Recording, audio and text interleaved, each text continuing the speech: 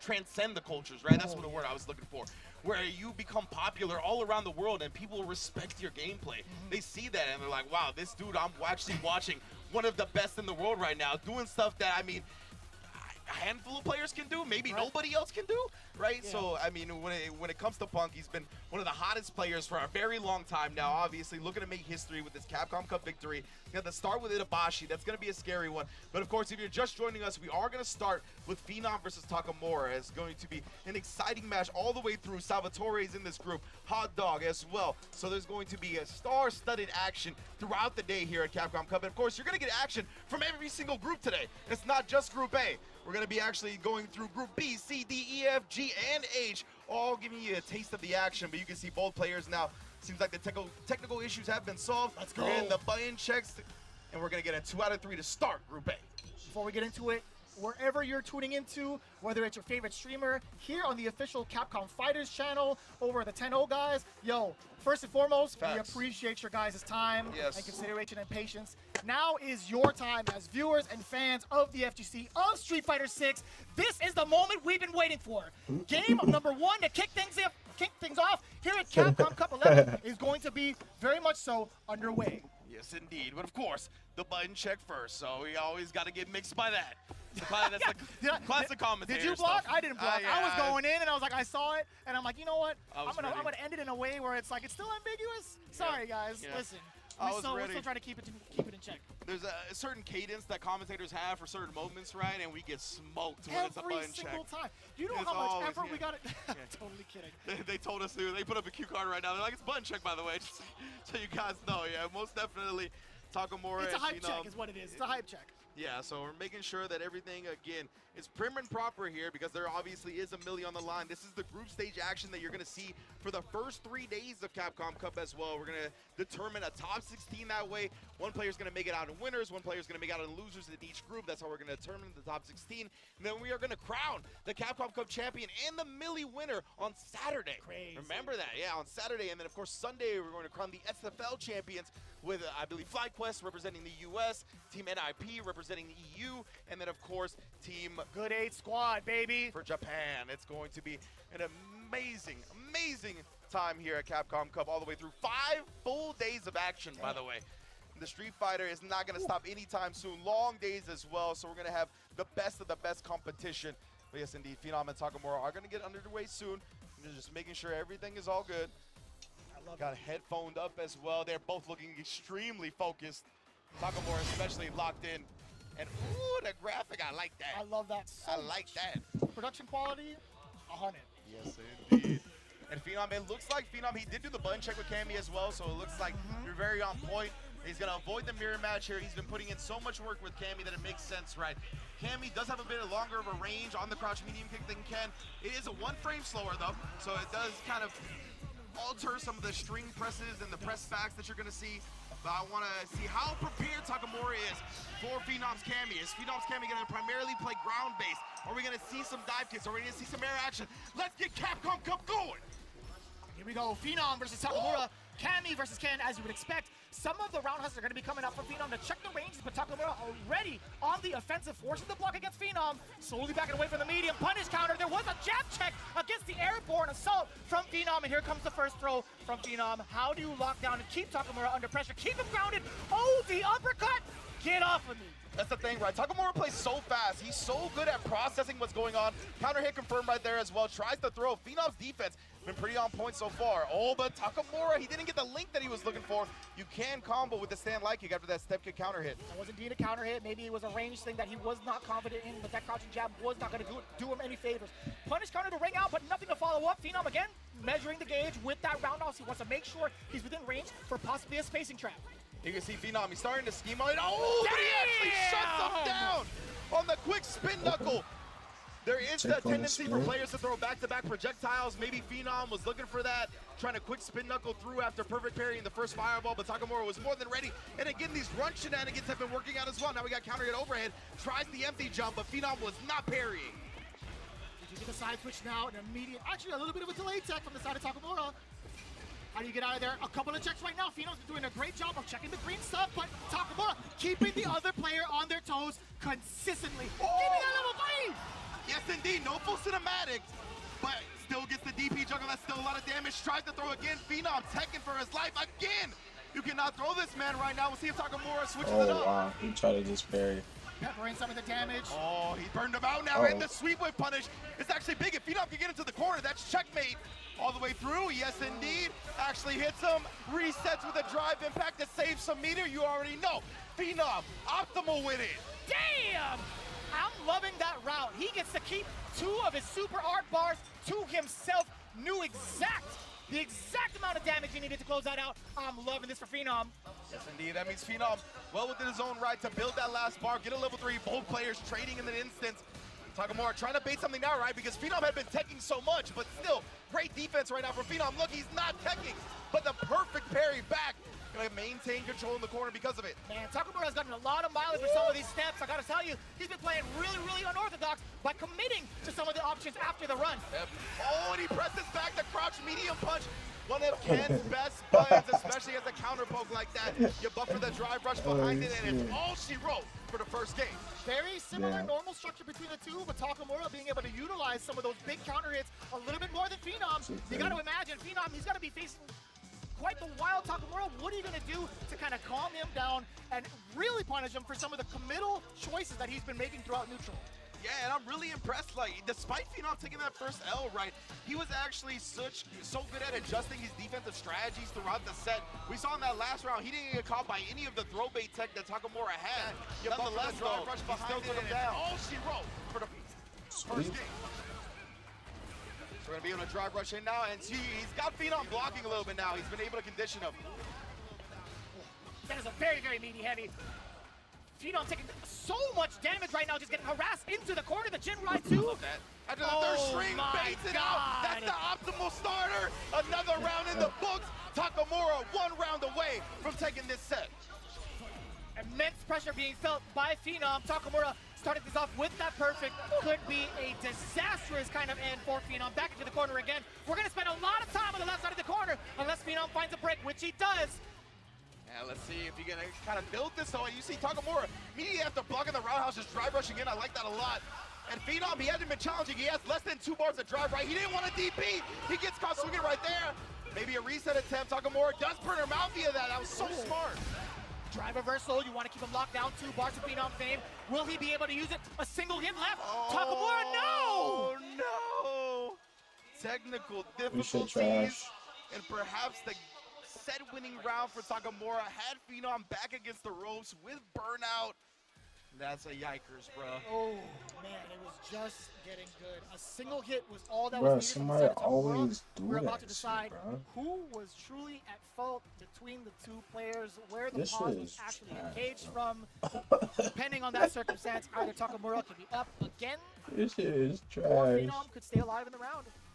Yeah, well, obviously they're talking to them on the stage right now, trying to get everything sorted, and we'll have a decision for you, obviously. Communicate the decision once it comes down the pipeline, but man, that's a tough break for both players, honestly.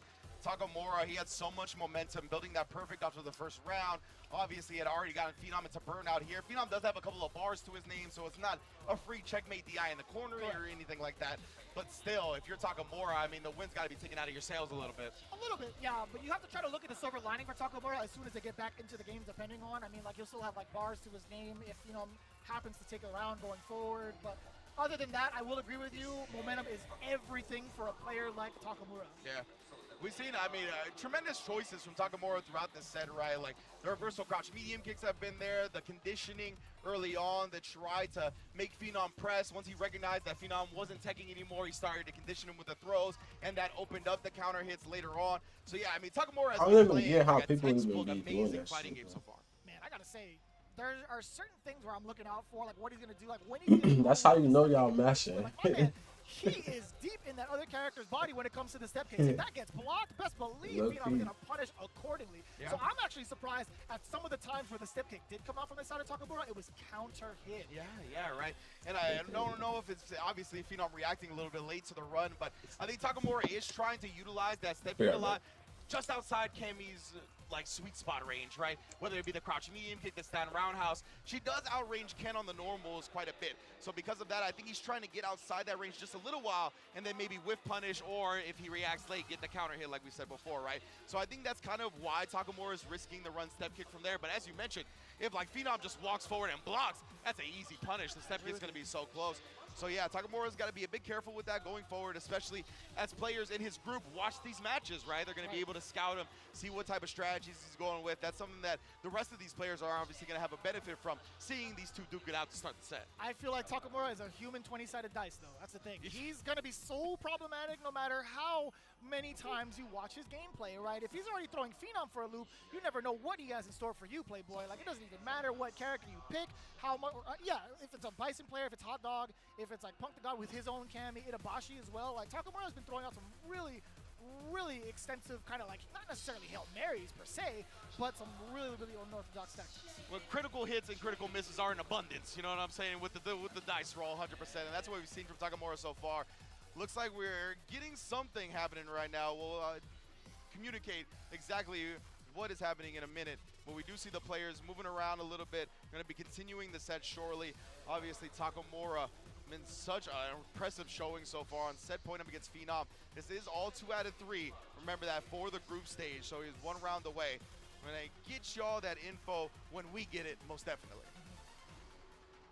From what it's looking like right now, we're not necessarily getting all the information, but based off of the program that we have, it feels as if Phenom was not at fault for the pause and the technical difficulty. So that's going to be a round towards Phenom as we resume the game. Phenom just over 2 bars. Phenom just over 2 bars. We'll see how this plays out. Yes, indeed. So, yeah, what had happened, we ruled that it was the fault of Takamura, so Phenom was rewarded the round. And now Phenom, is already making the most out of this. Getting a level 3 early is going to be draining a lot of Takamura's drive meter as well, putting him on the verge of burnout. He's going to try a drive rush and get the heavy, and that's exactly what he does to take the rest of that. Jumps the dive kick, but couldn't get the punish in time. That was so smart with Takamura. He just busts out with the level 3. New Phenom would try to make the most of that burnout time, abuse the plus range that he had, not going to let it happen. Well, what are you going to do after this? You're not going to be within range to force that burnout. You are going to be building back your own drive gauge, which is going to give you a slight, maybe significant advantage. Who knows? But at the time right now, Phenom is still checking with the roundhouse, keeping Takamura away. That drive gauge is going to be very, very healthy for Phenom. Okay. Again, Takamura has busted out so many times. Despite Phenom using the true string, he keeps trying to make him guess after the true string drive rush cancel. Oh no, the whip throw is plus. You already know how it goes. Since forever and ever and ever, and Phenom making the most out of that technical difficulty. That is truly, I'm going to say, crazy that it played out that way. I will be very transparent. Takamura was on the verge of taking that round. Man, oh man. So now it's all time set, but Takamura already reacting to the OD dive kick with a DP. Man, his reactions really are next level. But speaking of which, Phenom walking up and throwing the whip parry attempt. Give me that punish counter. We're about to see a really big statement being made from Phenom, how much of an adjustment he can make just with an extra round under his belt. You see, that was so smart from Takamura, really putting on the Jinrai pressure once Phenom was below 2 bars. Ooh. If you want to punish with DP, you're going to get burnt out anyway. And the neutral jump, Phenom did not have the answer. This burnout is going to be so critical right now. Takamura taking full advantage of Phenom without the resources to properly defend himself outside of the level 1. Of course, he's not going to spend it to stop that drive impact. Takamura again with the lead. Yeah, it still would have been quite the deficit for Phenom if he spins that right. If he loses that round, he goes into the next one with even less meter. So perhaps trying to look for a different escape route now. With Takamura being on set point against these players, playing very slow, very patient. Oh, very meticulous with the timing as well. Takamura with a big opener down below. However, the perfect parry going up against the Dragon Lash forward throw now. Phenom, how do you continue the pressure? Dash up, let's see what the reaction is from Takamura. Of course he's gonna bust out. He's been busting out time and time again, right? Even after the true string. Phenom has not been looking to bait out the reversals. Maybe he will when the game's truly on the line. Jumps in, gets perfect parry though, and now we're already at the Kona. Not quite.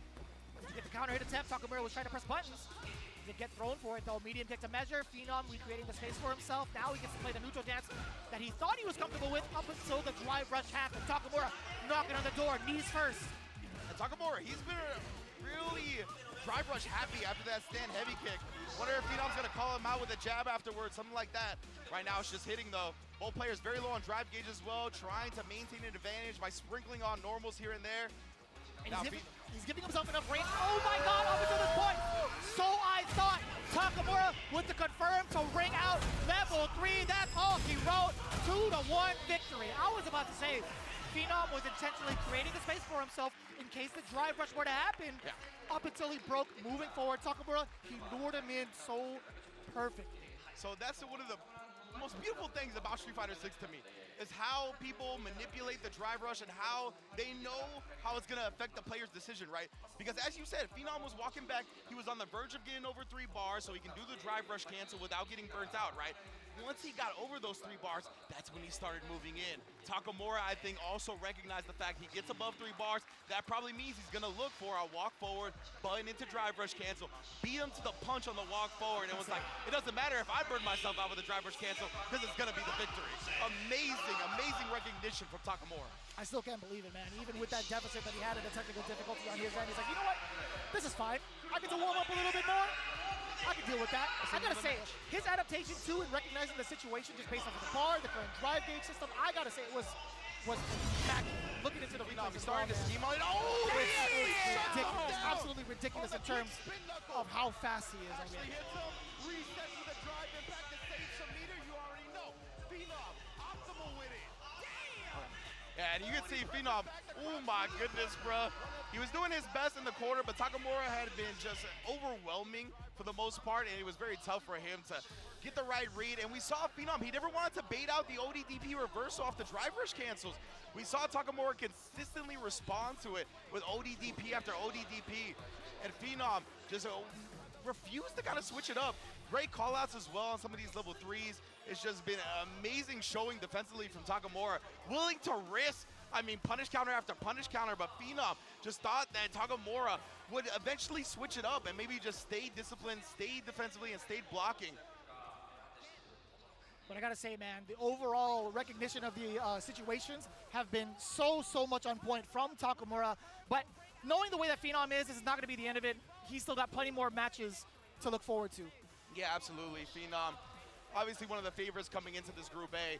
So the fact that he's gone down early doesn't mean much, right? Takamura obviously off to an amazing start. And we talked about Takamura being one of the momentum-based players, one of the most heavily momentum-based players in this game. Taking a first game victory over Phenom is only going to boost his confidence, boost his morale, and best believe the rest of the players got something to worry about now. Yeah, so we are going to be preparing ourselves with the next coming match, Hot Dog 29 versus Salvatore, to get ourselves ready with what we're going to expect for the rest of the day, the rest of the coming days into this week. Man, I am so excited. I also think these nicknames are godlike. Yeah. The Infernal Hound, nobody in the world would have given him that nickname for Hot Dog, but man, it makes sense. He's the hottest dog right now. Exactly, right? That's crazy. But yo, it doesn't go as hard as the savior of Venezuela. Yeah, definitely not. Salvatore in here representing. Gonna see some more Cammy action, of course, on the other side. Hot Dog, he's got his character, right? He had been soul searching for a while, trying to figure out who was gonna be his bread and butter in Street Fighter 6. Done some amazing things with the characters previously, but finally Bison coming this season. That's the character we know him for from 5, from previous Street Fighter iterations. So it's beautiful, and he's already become one of the most dangerous players, playing the Mustard Bison as well to keep with the theme of hot dogging. And I really love the fact that we get this matchup in particular, because when it comes to the way that they qualified, Hot Dog had to face off against a Cammy player, a well-known Cammy player in the area, Mickey, and then Salvatore had to face off against Dookie, which is a mix of Bison and Rashid. So you already know they have been preparing for this specific matchup as soon as it was announced. It's like, all right, well, I have to do the exact same thing that got me here, right? Yep, exactly right. And of course, when you have experience with your local competitors or your sparring partners playing a specific character and then going up against somebody else on an international level, it can help and hurt, right? Obviously, you have to be very wary and conscious of your sparring partner's habits and know that all of those might not apply to the player that you're playing right now. So you got to keep an open mind and see what's going on. We're going to start it right here. Hot Dog versus Salvatore, second game in Group A. Man, riding it on that horse. Good old Rosinante. Oh, yeah. Oh, faithful. Is that like a psycho-imbued horse? Was that like something that he made up on his own? Or was that like, did he grab a horse and like, you now have psycho power? Like the same kind of thing he did with the Killer Bees, right? That's a killer horse now. Killer horse, bro. Now, ooh, look at the cross spears. Able to connect early. That jump in was absolutely critical for the punish counter as well. You have the bomb implant, allowing you to get some of this pressure going, especially after that drive rush. No, sir. Salvatore not going to fear too much. Taking the throw, not too bad. Yeah, it's not bad whatsoever. Oh, and then just responding with a perfect parry after his whip button. Knew that Salvatore would be trying to do something afterwards. Tried to bait out an ODDP right there, but just waking up with the buttons. Oh, and knew he didn't have that many plus frames to try to get a roundhouse going. Oh, that is beautiful. You always got to be aware if Hot Dog is charging down back, right? He will have those answers against the dive kick specifically. And right now, Salvatore busting out with his life on the line there. Hot Dog, he could afford it though, right? Obviously, still has a substantial lead. But Salvatore, one drive rush cancel. Oh my goodness! Means he's gonna take the round. From my mouth to the gameplay itself, Salvatore cracking backs, taking rounds. It's as if you imbued him with power. As soon as you said it, that's got to be the opposite of commentator's curse. It's commentator's buzz. Yeah, exactly. Commentator's blessing. Oh my God. Sit him on down, waiting for a button press on the side of Hot Dog. Punish counter against a parry. What are you going to do about the Salvatore? Do it? Keep on going. Again, you got to check the charge from Hot Dog. Salvatore, he doesn't care about that, though. We do get the side switch as well. And that's the thing, right? With the dive kick from Cammy, the landing recovery is obviously, it's kind of substantial, so you can just react, and even if she lands in time, you'll still punish with the Psycho Crusher. Now both players in Burnout, Gray Day, 2025. Oh man, Hot Dog though, willing to risk the slide. Even with the Burnout from that range, he would have been heavily punished. He would have been destroyed. Hot Dog, oh my goodness, the neutral jump. Salvatore having the clutch read to close out the first game. He smelled the Hot Dog coming. He's like, you know what? I'm going to be doing the cooking this time. The first game being awarded to Salvatore for his patience and also the big anticipations against these scissor kicks. Excellent choice and excellent damage calculation. No doubt about it. He said the thing. But all jokes aside, Salvatore is looking so good against Hot Dog. Yes, indeed. Salvatore already off to a hard start. No pun intended. And we've already talked about how important momentum is, right? So building off that first game, we'll see how it goes. Great stuff from Hot Dog right there. Staying disciplined, able to punish the dive kick because of it. Oh, give me them plus frames. Trying to parry after, nowhere to be found. Oh, look at him attack the drive gauge, assassinating it. Salvatore tried to jump out to hold on to the last bit of it. He's gonna be on a pixel after the level 1. Oh, you knew he wasn't gonna drive rush forward. That meaning was gonna be everything as soon as Hot Dog landed, or excuse me, as soon as Salvatore was knocked down. You had to see that coming. You had to see the scissor kick pressure coming in. Exactly, like Hot Dog was just not giving him any breathing room. He was making sure that he was gonna go for the burnout no matter what. Salvatore just didn't have the answers in that instance. Ooh, no back throw. Usually when people drive rush out, nice delay right there. He did a little bit of shenanigans beforehand with the Devil's Reverse, but nonetheless, Salvatore hard calls out that throw. Perfect two, the meaty crushing heavy, plenty of damage incoming. Gonna spin that level 1. Not quite there yet, still. The jump back again in anticipation for whatever it is that Hot Dog decided to do on Wake Up. Every sort of charge move has been decimated thus far from Salvatore. Yeah, we've seen, right, Salvatore ready, whether it be the Psycho Crusher, whether it be the scissor kicks, neutral jumping, back jumping, just really trying to bait out that standard Bison offense, and he's done a great job of it so far. You see Hot Dog really trying to be antsy to take his turn back in those instances, not to cut you off on that one. No, absolutely not. Just wanted to talk about that stand fierce. Oh, but instead the crouch medium kick comes out. We talked about it. This is the group of crouch medium kicks. Be very careful. And he's been looking to force that issue. Once he has the bomb after a throw tech or from neutral range, loves the Psycho Crusher. Oh, we'll definitely take that. Even if it resets the situation, Hot Dog doesn't want to be anywhere near the corner as soon as Cammy jumps. Oh boy. Dash up, keep applying the pressure with the throw. But what are you going to do to drain that drive gauge from Hot Dog? Because he will be a menace with it. Eventually he will. Salvatore's been doing a great job of tracking him down. Yeah, most definitely. And you see Hot Dog, right? He doesn't want to risk his anti-air getting baited out by a dive kick, so he's just been content air-to-airing time and time again. Or he tried to do it that time with Salvatore. He anti-jumped, able to block the Psycho Crusher in time. Level 3 for the set victory. That goes back to exactly what we were talking about before, right? The fact that I talked about, the dive kick having substantial landing recovery means you can respond with a Psycho Crusher, and even if she lands first, it'll usually be a punish. That time, Salvatore flipping it on its head, going with an empty jump so he can block as soon as he lands. So smart. That was a tactic that he had been employing since like the very first round, the very first game. Hot Dog already getting downloaded. Salvatore making an excellent decision towards the end of it to be like, you know what? I want to see if he's going to try to continue this charge. I want to see if he's going to try to anti-air me with some of these tactics as well. Paid off beautifully. I got to say, man, Salvatore is something different going into this arena. We're already seeing the level of these players and what they're capable of, right? Like we saw the first game decided by the fact that Takamura knew when Phenom was going to move forward because of the drive gauge. Here we saw Salvatore knew what Hot Dog was going to be doing as well. So just amazing stuff time and time again. Salvatore really making the most out of his first game here. Man, he really was, right? Like you got the spacing involved with Hot Dog, knowing full well when he wanted to charge in, not really making the wrong decisions defensively as well. I think there are moments where he'd evaded some of the throw pressure that Bison is able to implement. And also, while the mind was on him in the very few moments in between, he still managed to make the right decisions. Also, with his delayed normals, he understood the timing of it all. He played this flawlessly. And that's something you could use when you're playing against a charge character, right? Like you mentioned earlier, you got to keep an eye on when Hot Dog's going to have the charge for that Psycho Crusher. It's such an incredible tool in his arsenal. So Salvatore, he was like, okay, I'm going to let you get the charge for the Psycho Crusher, but I'm going to empty jump instead, not risk any landing, recovery punishes. Incredible stuff right there to start it. That's crazy.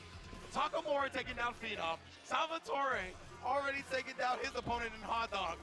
This is Capcom Cup, baby! We talk about this a lot. Before the event happens, as soon as we touched down in Tokyo, we were like, who do you guys like in between matches? And I'll tell you what, man, I'm wrong. Yeah. I am wrong, but that's the beauty of it. I don't mind being wrong. I don't mind being transparent with y'all because it's so much better that way to see how it's transcended. I was talking to Jammers, and Jammers was like, I would be disappointed if all the winners that I expect to make it out. And I was like, don't worry, Jammers, it's Capcom Cup. That's not going to happen, baby. But right now, man, the meal ticket versus the Alpha. Probably our most anticipated match of day one. Itabashi Zangief versus Punk. There are just so many implications off of this matchup alone, right? We talk about Punk and his historic run as a U.S. player, being a U.S. professional player, taking down Evolution. Itabashi Zangief making it back into the Capcom Cup after a very, very long hiatus, not really able to find the success that he's been looking for, right? He has had a character crisis throughout the entirety of Season 1, and I will say that with confidence. It's been very, very difficult for him to find his groove with Marisa, but now he's found his flow with Zangief. On the other side with Punk, obviously this is his first run into the Capcom Cup for Street Fighter 6 specifically, but I think he's very much so in tune with the character that he's running. Yeah, absolutely, right? I mean, we've felt like it's been even somehow, some way, Punk has found another level to take it to here in the latest season of Street Fighter 6. Even when we think he's plateaued, when he's reached the top, when he can't get any better, he somehow still does. And that's a testament to his championship mentality. And we see him, he's been given interviews, whether it be with 4A Gaming, whether it be with Evo, talking about how he wants to go down as the best. As you mentioned, he doesn't just like making his opponent salty, he likes making their family salty. He said it himself, bruh.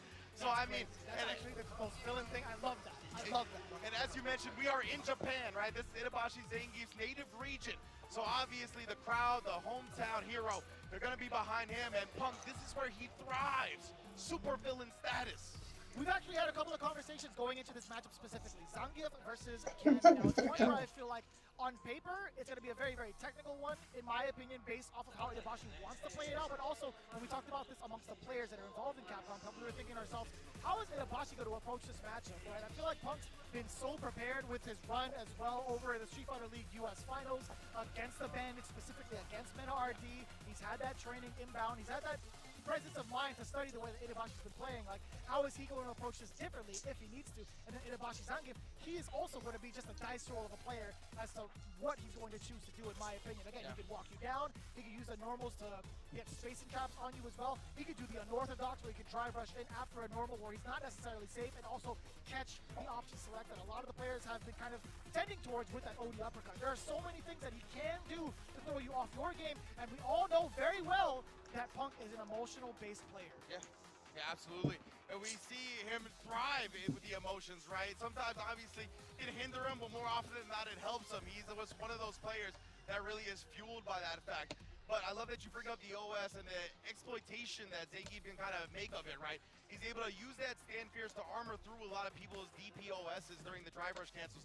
That's what we saw Mena utilize a lot up against Punk at the SFL US Finals to get the big damage that he got. A lot of the time was baiting out that DP from the stand Fierce. So I want to see if Itabashi Zangief uses that as well. And I just think in general, right, when it comes to this matchup, Geef does have the normal range to make Cammy maybe second guess at certain ranges, right? That stand roundhouse is going to be a big factor because it's going to be Cammy's longest range button. So we're going to see if Itabashi Zangief plays around that, if he tries to like drive Russian behind it to get a whiff punish, tries to scoop him up with the extended hurt box on a DP or on a SPD, excuse me. So all kinds of possibilities here. I want to see Punk was so on point up against Meta when it came to the command grab reads, right? I felt like Meta rarely ever was able to hit him with a neutral SPD. So because of that, I want to see if Itabashi's rhythm is a little bit different, if Punk's more susceptible to it up against him. It's going to be a great one. It's going to be really interesting to see. I think specifically in this matchup, one thing that's very, very notable, in my opinion, is the fact that Zangief has a very good time, or a pretty decent time, combating wall and burnout as well. He does have access to the Chunder Screw just in case, because Cammy's drive impact happens to be a kick animation. Wow. So there are ways around the possible burnout situations with both the armor as well as the Tundra, just in case if he wants to utilize it. We haven't seen it successful yet, but it is a possibility to double check a person when they try to go for those drive impacts in quote-unquote checkmate scenarios. And if we're gonna see it, we're gonna see it at Capcom Cup, right? If he gets the Dragon Screw counter on a drive impact, I'm going to lose my mind. I'm gonna throw the headset. Yeah, like 100%. I'm gonna grab your headset. Throw mine too. Like, we're done. Our shift's over. Straight up. He's gonna elbow drop the table. Yeah. During rehearsals, by the way, I like hit the table hard a couple of times. I saw people looking at me like, you need to bring it down. That's the first thing I thought about. Is like, what happens? Like, how much stamina does the table have left now that we've actually started the broadcast? I feel like, you know, not a lot of HP left, because we're done. There's so many moments where you don't see us. We are just like slapping the table. You might hear it on the audio, but we are going ham right now. My voice is already getting shot. Yeah, 100%, right? Itabashi Zangief, Punk. I mean, just the fact that we started, I mean, I can't even blame you with the way we started. Takamura beating Phenom, Salvatore beating Hot Dog. This could be another one, man. I mean, I think a lot of people favor Punk in this.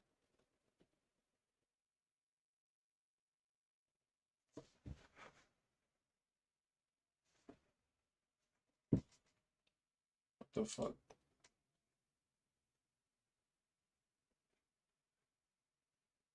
This matchup on paper, but Itabashi Zangief, bro, he's got the grappler's chance. We are in Ryugoku Econ, we are in Japan. He didn't have to travel. He don't got the jet lag, right? This is one of those few scenarios where we're getting the World Championships in Japan, so the Japanese players actually a bit more favored when it comes to not having to deal with the flights, the travel, the schedule, stuff like that. And we're going to see how Punk responds being over here. Yeah, you're talking about the responsiveness of Punk. I want to see what happens in-game. We talk about some of our favorite moments and favorite interactions when it comes to these matchups specifically. I want to see what happens once it's Zangief's turn to play and a headbutt comes out on block and he gets blocked. Yeah. I want to see what the decision-making is going to be behind Punk, if he's going to get antsy, if he's going to pick movement. Is he going to use meter? Will Itabashi Zangief have the read and the inception to be like, you know what, I'm going to see all of these things coming regardless and punish appropriately. It's taking a while to start around the headbutt that Zangief does get hit or blocked is going to be a very, very explosive one and a very, very exciting one, in my opinion. Oh, 100%.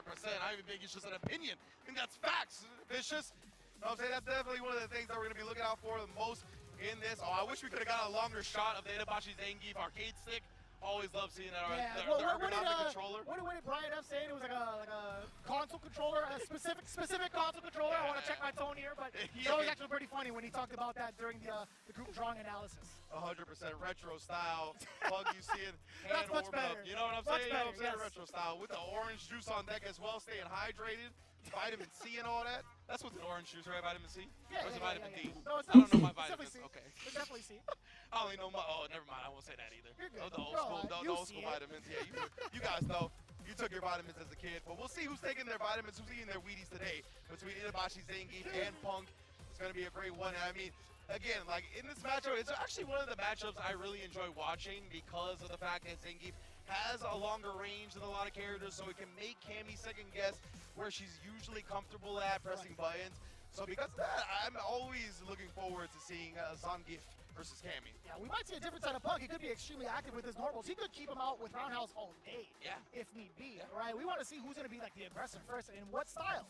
Yeah, and then like if he does try to just kind of pepper on the roundhouses over and over again, will Itabashi Zangief, like how is he going to deal with that? Will he try to armor it with the Fierce? Will he try to walk in and then walk out of that range and drive rush immediately?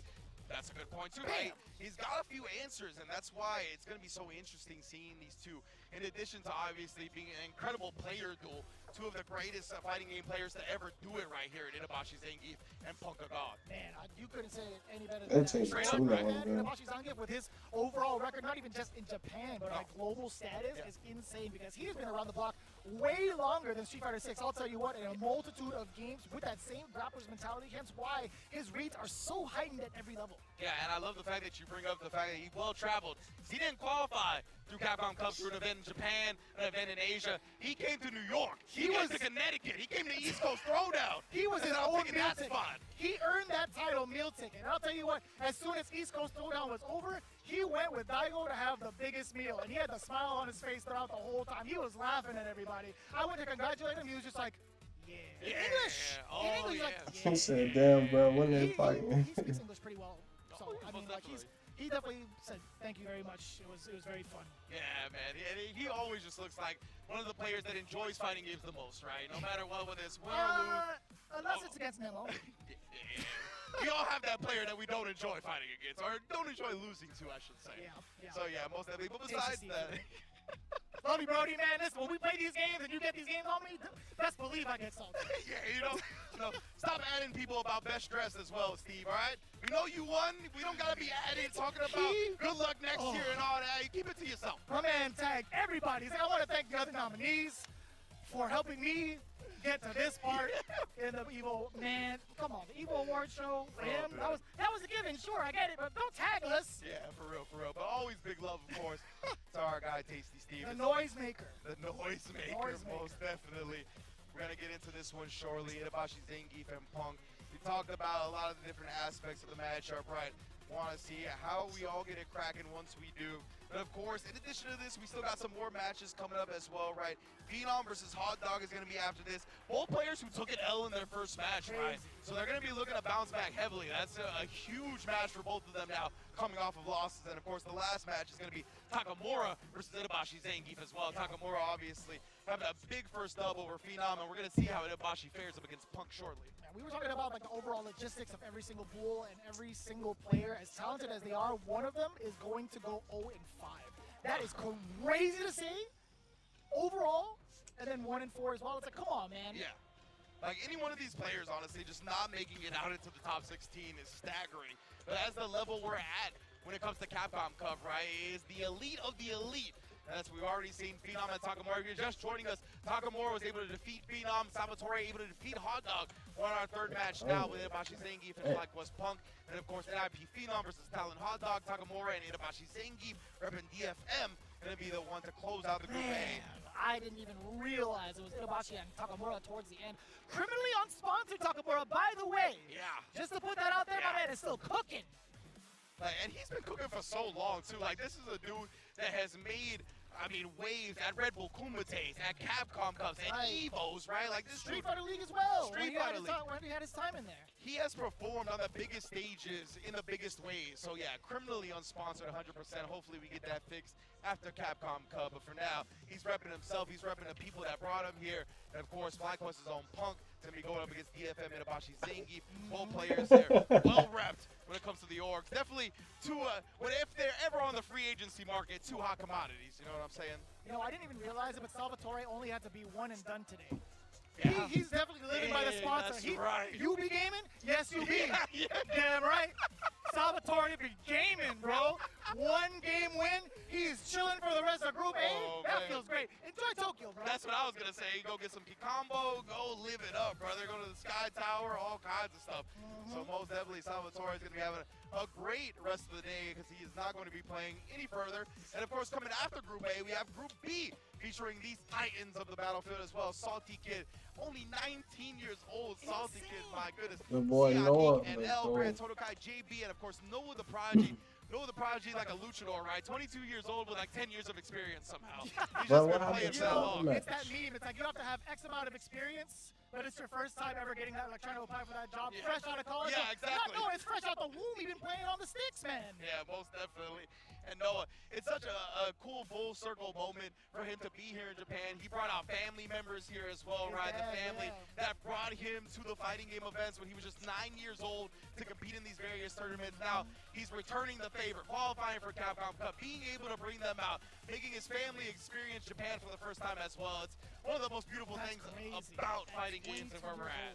You know, same with Grand Totokai. Grand Totokai brought his mom with him. Yeah, Mama Totokai is in the building. Mama Totokai, shout out to her. This is what Group B is going to be like coming up afterwards. It's going to be Salty Kid versus C. Anik to start things off in match 1, followed by NL and Grand Totokai. That's going to be wild. Then, of course, man, Cali on Cali violence, JB versus Noah the Prodigy. That is absolutely rough. Obviously, Salty Kid as well as NL following afterwards. And to round it up, C. Anik versus JB. JB in the building as well. Big ups to JB. Able to provide me some hair care products. As, you know, we got similar things going on. So big ups to JB. Couldn't help. I really couldn't help. Yeah. That's actually the most, like, the best person you want to run into, specifically for your case. Yeah, exactly right. That is So godlike. most definitely happy about that. And of course, following Group B, we're going to have Group C. Again, all the groups you're going to see action from today.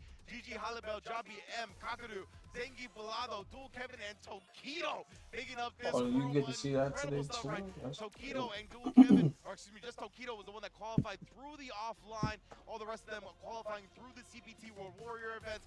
Japan point leader Kakadu as well, and we've seen him be a menace since JP got these, got some love again. My man Kakadu. You should have seen him on his stream. He was going through the entire list, and he was like, oh, this is great. Oh, I love this. I even like talk. He speaks English pretty well. Yeah, he does. So you talk to him on his streams and ask him how he feels about the balances. He's like, you know what? I think I'm back. I'm back. But one of my big shockers in this group is easily Jabi M. You see him, he's got the fingers. He's like, shh. You ask him what character he's gonna pull out today. He's gonna be like, shh. It might just be the Terry, and it may just as be scary if he does do it. But either way, this is what the match is gonna look like. Most definitely, we got Halibel versus Goliath Gaming.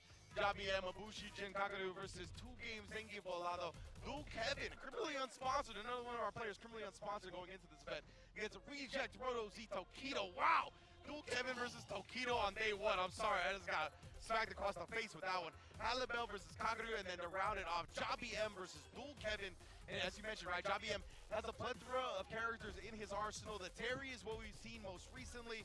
It's going to be a great one. And then on to Group D, my man Broski pulling the fist up, ready to put Aki in people's behinds. Bravery, VX Bow, Blas, Idom, and Armper all following this up as well. Another elite group. Man, seeing Opera qualify the way he did over at Kings of the World was an immaculate sight to see. And he's also very active on CFN against a lot of the Japanese players getting some of these sets too. Opera is easily prepared for all of these players, in my opinion. I think he's been very, very well informed. However, one of the big question marks, in my opinion, is VX Val. He's made a little bit of a change recently in regards to the character selection. I'm not going to spoil it thus far, but also one of my personal big highlights, Blas, man. 15 years old. My man had to sign multiple papers just to get on this field trip. I'll tell you what. Exactly. Guardian approval and all that needed. But he is here. He has qualified for the event, and we're getting a chance at the 15-year-old sensation from Chile to put on a show on the international level. And of course, Armper in this picture, he got the heel John Cena face on, bro. I am intimidated by this man's picture right now. I feel like who did it first? It had to be Armper, right? Yeah, I mean, for who real. knows? But obviously, Where Travis Scott at? Get Travis Scott to walk out Armper. That's fair. That's true. You know what I'm saying? But yeah, these are going to be the Group D matches as well. You saw the players, but this is where you're going to get on day 1. Broski versus Bravery, VX Bow versus Blas, Idom versus Armper, Broski versus VX Bow, and we're going to be rounding it out with Bravery versus Idom. That's Broski and Idom both unsponsored. That's got to change, and that's got to change immediately. But as you can see, this is what the Group D layout, is going to be about. But we are going through a couple of technical difficulties just to keep it transparent and let you guys know. Yes. Hang in there. We still got a lot to talk about, a lot to cover throughout the entirety of the week. One of the things I'm looking forward to, obviously, is seeing how Broski is going to perform, also with that Aki being the major outlier just based off of the character alone. Yeah, 100%. Like, when I look at this group, I'm so torn between picking, like, Broski and Idom for the fact that they are playing these characters, right, that people don't have a lot of matchup experience against, on the Aki and the Manon. And then going the other way with, like, Armper and VX Bow, who I just know are so good. Armper with the Ken, winning Kings of the World, qualifying via offline. VX Bow having a few characters in his arsenal. We obviously know he's done incredible damage on the JP as well. We might be able to see that. But yeah, I'm very torn between those two type of choices. And then you also have Blas and Bravery, right? Bravery coming out of Southeast Asia, being one of the premier players. And then Blas, 15 years old out of Chile. Just incredible stuff. And it doesn't stop there either. Group E with Monsieur Crimson leading it off. Diver, Fudo, Limestone, Chris ECH, and man, that Cream City Convergence champion, Mena RD. The crowd popped when they heard his name. He didn't even walk down the aisle, towards the tunnel, etc. They just said Mena RD. People were clapping out of their seats. I kid you not. I exaggerate you not. This man is a superstar legend in Japan. Exactly right. I think he's really become one of the fan favorites of Japan itself, right? Being able to kind of put himself out there, visiting this country multiple times a year to practice, to level up, learning some of the language. You see a lot of his tweets when he addresses the Japanese community. It is in Japanese first, Correct. and then he'll tweet the English translation second. Mena RD is definitely one of those players that has found a second home here in Japan. I mean, it might be a third home, right? Like, he is just so loved everywhere, and for good reason. I think he is the best interview in all of esports, not just fighting games, in all of esports. So maybe we get to see another one at this Capcom Cup, but it's going to be incredible, of course, with the elite competition surrounding him with Chris ECH, Fudo, Diver, Mr. Crimson, and Limestone.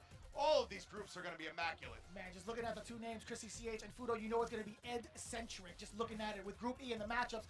Mr. Crimson versus Diver to start things off with Group E. Fudo versus Limestone to follow suit. Chris ECH versus Mena RD, the SFL US runback. Insane. Then, of course, in match 4, Mr. Crimson versus Fudo and Diver versus Chris ECH to round it all out. Wow, wow, wow. I'm very interested in this Mr. Crimson versus Fudo match. I want to see how it goes, just because, like, Mr. Crimson has a fantastic Ed in his region, right? An Ending Walker, obviously France and UK, not the same exact country, but play against each other in SFL, play against each other all the time. And then Fudo, he also has Dawson experience, right? With the likes of Mochi out there. Mochi, yeah. Torimeshi as well. Torimeshi, man. I love Torimeshi's Dawson. Truly. So, both of these players have elite competition and elite matchup experience up against their characters, and who knows, Fudo might even pull out the DJ instead at this point. That's true, because we've been talking about it a little bit lately when it comes to the development of the meta. We have been coming to a slight consensus that Dalsum may not necessarily have a bad time against Ed, and I feel like that's been very much so a potent point during the Super Premiere over in Japan. Precisely. And now Group F is going to be following that as well, with the biggest bird of them all leading them off, along with Oil King, man, the Rashid representatives in this group. Potent, Chien as well against Urio Valorio, Jack, and Lashar to end it. My goodness, another elite competitive group. Brother, two Rashids, just looking at it. Big Bird and then Oil King. This is going to be electric. I don't know what character Shannon's going to be pulling out, to be honest. In Group F, he does have a plethora of them. He could be the DJ, could be the Bison, etc. But he's been in the lab just based off of his tweets. Udio Valorio, I feel like a lot of guys are pretty scared with how he's been performing thus far. I feel like he could be one of those things. He could have the exact demeanor of Takamura for this pool. Then Jack. No longer just a kid. It's got to be Jack all the way through. His jury has been so locked in from the get-go, watching him in the players' lounge, in the practice rooms, etc. And of course, the golden finger, Lashar. This Ed is sensational. He is looking so on fire, especially with the very emotional defeat that he had suffered over in Street Fighter League Japan Finals. Yeah, absolutely. And even with that defeat, right, a lot of people still look at Lashar as a generational talent. Like, the way he's able to play fighting games has just been mind-blowing. How quick he's risen in the ranks in whatever fighting game he picks up has just been something to witness and appreciate. And obviously, he's become one of the best Street Fighter 6 players in the world, qualifying via the Super Premiere of Japan, right, getting second place, leaving his home country of South Korea to be on Tokido's team in SFL Japan, going then to the Super Premiere offline Japan event and getting second place. Just an incredible season for Lashar, and we'll see how it culminates here at Capcom Cup. But yeah, so many dope players. And man, I did not know Oil King was 39. This man is found, he does not look like it. Fountain of youth. He has found it. Man, and he's still rocking them shorts. I hope he's not doing that in Tokyo. It's snowing out there. Bro, I cannot believe. This is crazy. Big Bird versus Oil King, Sien versus Udio Valorio, Jack versus Lashar, Big Bird versus Sien, Oil King versus Jack to round it off. A lot of Rashid games that are going to be going out throughout the entirety of Group F, I'll tell you what. I love that they got the mirror out of the way. They're like, we'll put Thank the mirror, God. very first match, let's get this decided, and we'll go from there. Smart scheduling by the production group. We do appreciate that every single time, but that is Group F. Oh man, I just noticed too, Oil King and Jack at the end. Obviously, Jack playing against Dual Kevin so much, gonna be very interesting to watch that. Facts. Group G though, this is the one I'm very interested Let's in go, because dude. we got Juicy Joe, Kills You, Shao Hai, Kaba, Knuckle Do, and Nephew. So what I'm very interested in is the fact that Kaba and Knuckle Do, obviously two of the best Guile players on the planet. We got Juicy Joe in the group. If you're unfamiliar with Juicy Joe, this man is a very saucy JP. He's got one of the best JPs in the business. On paper, JP does really well against Guile. Obviously, when it plays out, the Guile players have done their due diligence, have made it quite an even matchup in my opinion. But still, if the JPs can get off, they might make it real hard. And then Nephew, right? It's thought to be a very tough matchup, that Guile versus Jury for Jury. But he's got to be the best player, best Jury player at that matchup in the world, right? Took down multiple Guiles to qualify at second place in Singapore Super Premier, including Higuchi. So just a testament to that alone, Nephew has got to be one of the favorites coming out as well. Yeah, I mean, looking at it too, I mean, Knuckle Do, one of the big anomalies that we've asked ourselves going into this event is whether or not he will stick true to the Guile. He's been flexing a lot of the DJ as of late. Will that be the case in the mirror match, specifically against Kaba or any of the other competitors? So we'll find out too into Group G. Juicy Joe versus Kills You to start it off. Shao Hai versus Kaba. Knuckle Do versus Nephew. We might get that answer in regards to whether or not that Guile might happen. Juicy Joe versus Shao Hai afterwards, and Kills You and Knuckle Do. We're not going to get Do versus Kaba on day one. Yeah. We got to make them wait for that one. Got to tune in next time for that one. But of course, Kills You and Knuckle Do, another one I'm very much looking forward to. Kills You. The fact that he is 100% on fighting games right now. This dude used to be sponsored for sports games as well. Now he is 100% all in on fighting games. And you can see how good he's been since then. We saw him one of the only players to defeat Angry Bird at SFL EU, right? Angry Bird was on a tear until he ran into Kills You and Kusanagi. So, of course, these guys are going to be ones to look out for. Knuckle Do and Nephew as well. We've seen Nephew kind of dabble with the Mai a little bit. Obviously, the newest character in the roster as well. He might break it out to avoid that Jury matchup. But, again, he has been the most successful Jury player against Guile in the world.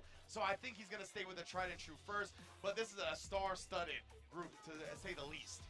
Juicy Joe, if you guys could only look at his nickname that they gave to him, which will be revealed, I'm sure, actually, that was probably during the intro, but man, that's my first introduction to Juicy Joe. I've never met him in person, so I gotta say, I'm very much so looking forward to each and every one of these match, man. I gotta say, I have not been able to see these guys in person play outside of like the training room. Man, so this is OD, I'm very bro. excited to see what they bring to the table for this very moment. But it's gonna be Itabashi Zangief versus Punk. Finally getting started. We appreciate you guys being as patient as ever. I know what is going on in the chat. I understand. We want to see the games. Us too. Let's believe that. And we are going to get into it. Zangief is the choice. Obviously, locking in from the player one side. Cammy on player two, as it should be. Punk versus Itabashi. Let's get it. Yeah, I appreciate the chat sticking with us while we had to put some time in a body bag. You know, we murdered some time right there. We ran out of toe tags. Most definitely. And we're going to have Itabashi, Zangief, and Punk. It looks like all the issues that were up on the stream, or excuse me, on the stage, going to be solved. And we're going to get that matchup that we expected. The Zangief versus the Cammy. I love how it's stage specific for the walkout. You can tell what stage to pick. Obviously, it's going to be like a Brazil Blanca stage because of the jungle behind him. I love that detail. That's really sick, honestly. Like walking out in the forest, the mystic stuff. Ooh, we got to let the intros rock too. Tournament mode on, baby, as it should be. Here we go. Game one. Itabashi already being able to take the throw as well. You can see threatening with that. No. Weird buffer. Didn't end up happening. Oh, we do get the punish. Gotta do not whiff in front of the God like that. Punk the God already making a statement, trying to lock down Itabashi Zangief in the corner, but now slowly scrapping his way is Itabashi again. An attempt at a medium, getting thwarted immediately. Oh, and that's mad close. It was. Itabashi could have been plotting on something, but that's what we talked about. You can't whip against Punk, especially with that roundhouse. And now checkmate says it all because Itabashi and that Zangief, that level 1 is not an answer to escape a DI in the corner while you're in burnout. Punk having a great time. You can look at the player count. He was smiling throughout the entirety of his assault. Count the roundhouses with me. That's at least 3 or 4 already. You can see Itabashi. He's trying to counterpoke a little bit, being very mischievous with his timings, and then does get the counter hit there. We talked about the intimidation factor that Itabashi may have against certain players. It has not shown through for Punk as he gets the opening airborne with a dive kick. Counter hit, full extension off of the target combo, true combo. Excuse me, off of the counter hit specifically. And I love that. You saw Punk, even after the neutral jump, he immediately jumped again, knowing that Itabashi would plot on an SPD when he landed. My goodness, Punk already so on point. But we're going to see if Itabashi uses that against him, right? That might be intel to thwart the wake-up jump later on. Busting out. We'll see if Itabashi baits that out later with the Stand Fierce. We saw Bennett do that plenty at SFL US. That's right. That's the first interaction that we had seen off of the drive rush from Itabashi. Now in forced burnout. Punk did it to himself. Oh. Level 3? And that's gonna be my God! The critical art on reversal. Knew Itabashi didn't have a true combo to follow that up with. But he wouldn't let that opportunity go by, right? He, of course, was going to keep pressing on the advantage. And Punk yanks that advantage out from underneath him. Immediately going to the notes, the tried and true classic Itabashi Zangief whipping out the phone. That has been a staple since the moment we've seen him play in the US. Most definitely. Oh boy, we talked about some of the answers against the dive kick. Going for the Lariat this time, punish counter. Now applying the pressure, very, very meaty, crouching heavy. A lot of drive gauge already stripped from Itabashi. Give me that armor though. That was so smart, right? Because he knew Punk was going to go with the drive rush heavy button to try to whittle down that drive gauge even more. But a DI this time puts it into that target combo attempt. Oh. I wonder what the attempt was from the side of Itabashi. It looked like he was trying to give a hug. Might have been a command grab upon wake up, which is a pretty wild thing to decide with upon wake up. Yeah. Could be though. But players, I was going to say above the 3-bar threshold now, which means Punk obviously utilizing the crouch medium kick and once more again, because he knows he can kill with that follow-up. And there it is. My man Punk is feeling it right now. You see the smile. It's all good. He is feeling great right now. Everything that he had utilized thus far against Meta RD is easily showing tenfold against Itabashi Zangief. He's got 3 bars to his name. That's going to be a very significant punish. One more sequence could spell the death of Itabashi, but will the burnout come first? And Itabashi has not been able to land an SPD on Punk. And look at this. He is just continuing to apply the pressure, recovering in time, not getting hit by that. Finally, an SPD is found. You can't drive rush behind it. He dashed one too many. Punk the God. Gonna be able to finish his plate. That's gonna be it. Level 3, Itabashi out of there. Punk making quick work of the hometown hero. He's just one of those guys, man. The way he's been playing lately, it's been even another level than what we've seen in the past, right? You can't whiff on this dude. Every time Itabashi Zangief whiffed, he was punished, whether it was by sweep, whether it was by stand roundhouse. And man, the SPDs, one landed. You see, he was always ready for it, always had the right reads. Yeah, when he's looking like this, what can you do? I feel like there's got to be a ratio with how many roundhouses Cammy lands. There has to be like an equal amount of SPDs. That's not the case here. The alchemy is a little bit off. The chemistry is a little bit off, I should say. Why did I say alchemy? I'm mad old. But, man, there are moments where I feel like Punk is just looking absolutely immaculate. The way that he starts off, I just hope he has that fatigue throughout the rest of the day, or at least the rest of the week, excuse me. Yeah, absolutely, man. Yeah, it's a full 5 days of action here, and he will be in all 5 days as he is the SFL US representative for Street Fighter League as well. So he's going to be playing every single day as long as he qualifies in the top 16, of course. That's true. So we'll see about that, of course. He's already off to a great start with that, with the first victory over Itabashi Zangief, but we'll see how the rest of the group goes. Man, those roundhouses, time and time again, to just punish Itabashi Zangief. We're going to get a quick look at that right now via the replays. Seeing already the DIs in the corner, really just making sure he can't do anything because the level 1 from Itabashi is the anti-air super, right? So it's not going to actually answer the DI with anything. Yeah, there's just been so much oppression for the side of Punk. We spent so much time on the left side of the corner. I don't think there was a moment, significant moment, where Itabashi actually had momentum. Outside of possibly stopping the dive kick perhaps, maybe throwing out the medium punch as a counter hit and being able to stop the pressure momentarily. There hasn't been any moment where I could say Itabashi had a fighting chance. With all due respect, just because Punk was just severely outplaying him out the gate with neutral. Yeah, 100%. We see it right.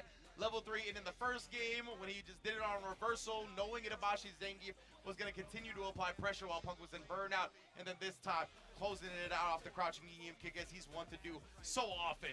Incredible showing from Punk already going up 1-0 here in Group A. I hope it can be smooth sailing for the rest of them. Honestly, Itabashi, pretty critical defeat, but he's got so many more matches to play. I feel like he could just kind of shrug that one off and get ready for the next one. He's been so well acclimated mentally to kind of just pursue whatever he needs to pursue, to be honest with you. So I think just that one small speed bump, well, a very significant speed bump. He might have lost one tire. He's going to have to use the spare going for the rest of the tournament throughout the entire days. But again, I still have a lot of hope in Itabashi in terms of an explosive performance. But speaking of, we might get that exact explosive performance coming in first between Phenom and Hot Dog coming up next. And a super important match, all important match here already on day 1 because both Phenom and Hot Dog lost their first matches. This is both of their second matches. Of course, Phenom going down to Takamura, Hot Dog taking an L to Salvatore. So now both of these players right here, this is going to really, I think, maybe even decide whoever loses their future for the rest of the group, right? It's going to be very long for them to make it out, to borrow a phrase from my UK brethren. Yeah, we'll see how that plays out. One of the side notes too, man, I gotta say, when it comes to the innovations that Street Fighter 6 has been implementing thus far to kind of keep it like in line with the community, how dope would it be to award the nickname of the Capcom Cup champ to be an actual title for them specifically on their CFN? Yes, I 100% think that should happen. Or at least like available for like the entirety of like the player base, right? Imagine if Hot Dog won. I want to be the Infernal Hound. Yeah, right. Yeah, being able to put that up there. That's you know what sick. I want to give my bison that status. And it's not even going to be like a hound drawn in. It's just going to be a hot dog. Yeah. That's going to be the best part. There's going to be a hot dog graphic that says the Infernal Hound, and it's going to be like, huh? Yeah, you got to put it together. Yeah, I like that. You got to listen to some rap music to get that one. Yeah, dude, there's layers, man. There's way too many layers. The moose is cool, too. Yeah, 100%. Always repping. He just got that moose vibe. It just fits. But yeah, again, both of these players dropping their first games right. It's going to be all important to hopefully make it out of the group going forward here. Phenom's going to be looking to bounce back as well as Hot Dog. Going to be an interesting one as well, whether see Phenom goes with the Cammy or the Ken up against Hot Dog, who we know is rocking the Mustard Bison here. Your overall match results so far. And again, the match after this as well, do not forget, it's going to be Takamura versus Itabashi Zangief. That's actually wild. Again, Itabashi being able to recover from a very, very impactful defeat. I feel like he's going to be taking it out on Takamura. But Takamura, he has been like nobody's victim thus far. He has been the one to really start things off explosively. I think he's going to be doing just that. But now, Phenom versus Hot Dog with game one. This could be a very important deciding factor as both of these players had lost their first game. Yeah, I want to see if Phenom is going with the Cammy again, right? That's what we saw before. Obviously known for his Ken just as much right now. All of these players really have been having such great defense, especially Phenom, even though he did lose that first game. He's been doing a great job kind of guessing post drive rush cancel jab. But as time got caught walking back, but Hot Dog, no! Reels back in his chair a little bit as well. That hurts. I hate to see it slip out of the bun like that. I'll tell you what. Phenom making full work of it, though. He's like, you know what? I'm going for the rest of the full course meal. The barrage now, salting him down. Put a little bit of pepper in your step. Oh, yeah, Important tech. Blocked that time. Oh, no, but the spiral arrow was too close, so Hot Dog gets a true punish. We'll try to bait something out. That was such a terrifying moment. Any button press could have decimated Phenom's life bar. Back-to-back plus frames. Hot Dog, he's stealing turns. Yeah, he knew at that point, right? Phenom was like, I'm going to have to give him my drive beater, but well worth it in the end. Air-to-airing any type of reversal attempts. That's something you always have to keep in mind as well. Like, Hot Dog has access to pretty decent jumps and hell attacks to go with it, but also maybe the Hell Rise could be something to look out for. Phenom either way prepared for it, airborne. Wow. Damn! And the recognition from Hot Dog, the forced knockdown juggle point, immaculate. Plus frames all day, and then yes, had the charge. You saw him walking back, puts it into the dive kick, continuing the corner pressure. Give me that parry as well. Let me get that drive gauge. He's parrying all of that though and gets so much back because of it. Defensive back throw paying off for Phenom. Now the assault begins. Another throw. Hot Dog, what are you going to do defensively? Perfect parry after the backdash. Good anticipation. Not going to spend it? Yes, he is. I lied to you. 2 bars to it. The Punisher is intact. Bam! Getting around on the board. Players are so good at getting to their next answers in the moment, right? Hot Dog with the backdash, recognizing that Phenom didn't go for a throw. So what's next? Most likely a button, right? He's going to try to take advantage of the recovery of the backdash so he gets out the perfect parry in time. Man, all of these players are playing so well. Right more of a patient start. Yeah, trying to space out the fierce. You know, I don't mind that Psycho Crusher either. It gets him out of harm's way regardless, and if the dive kick does come out, he will catch it. Yeah, I love the fact that he's just answering the dive kicks or the jumps with the Psycho Crusher. If he has the charge, that's honestly one of the most universal answers to whatever Cammy's going to do. And wow, the neutral parry from Phenom. You had to look out for that, right? You have a little bit of, or a pretty decent time being able to snipe that out with that perfect parry. Phenom is very much so in tune with trying to snipe that out, but now Hot Dog reaching where he shouldn't. Yes, indeed, and he is going to say goodnight for the first match out that. Phenom able to combo into the level 3.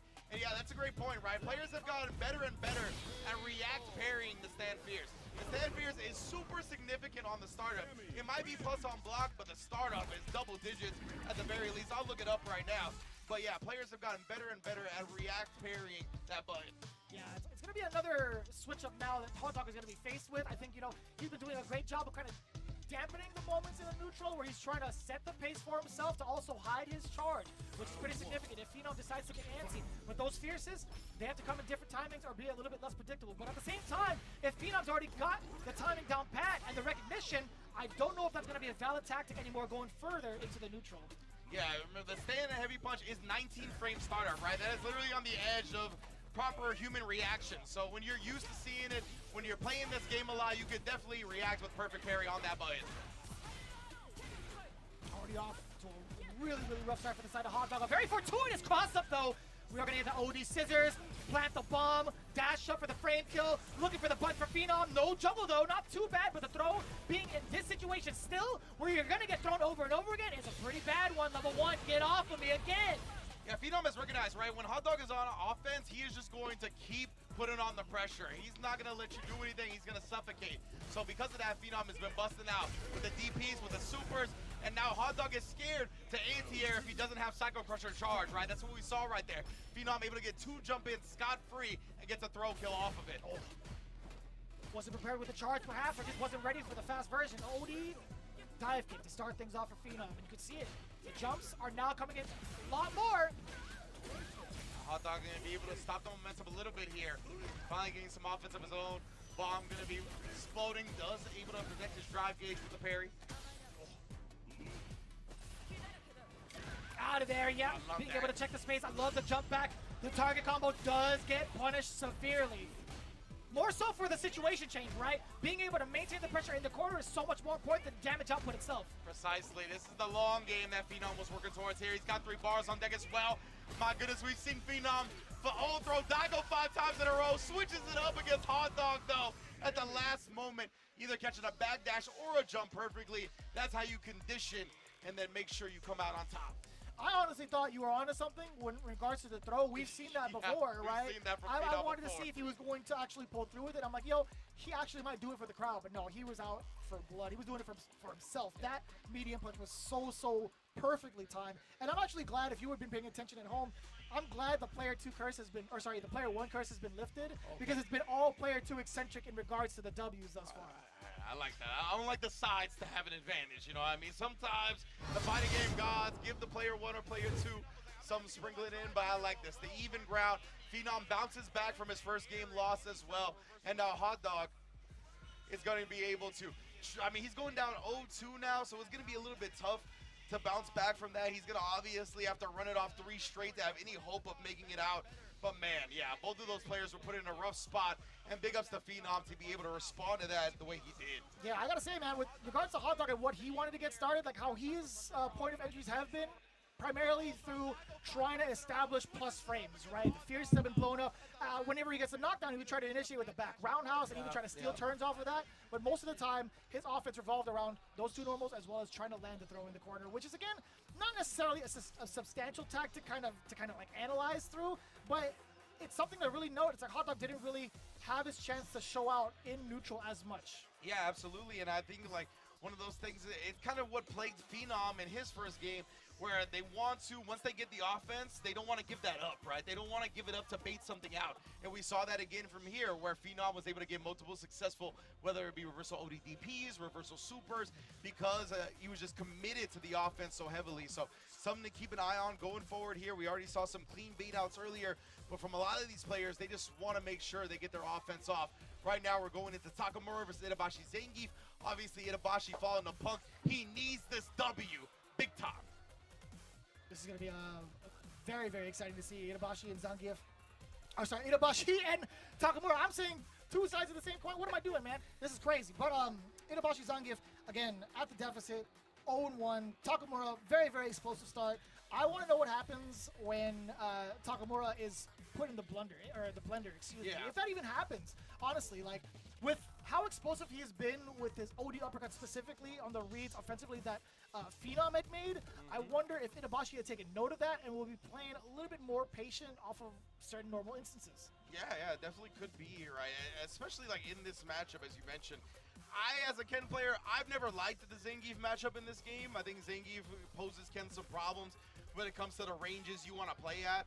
And just in general, being able to manipulate you on the ground. So that's something to keep an eye out for, but we've seen these players kind of not care about that so far, right? Punk looks super good, just completely whiff punishing, playing comfortable as per usual with Cammy. And Takamura is one of those guys that's so unorthodox, it's tough to make him uncomfortable. He's always the one making his opponent uncomfortable in the first place. I think the only thing that stands out to me in terms of the comfort factor is how often Takamura will rely on the run tactic specifically against Zangief, right? I don't think he's going to have that much success, even if he does find hits, couple of hits. That extra vitality on Zangief is only going to whittle him down just a little bit, right? But for the most part, if he commits to something like that and Itabashi has the proper read and defends, you are eating a chunk of damage with the SPD, and that's exactly what Itabashi is looking forward to. Heck, you might even get the double suplex, if anything.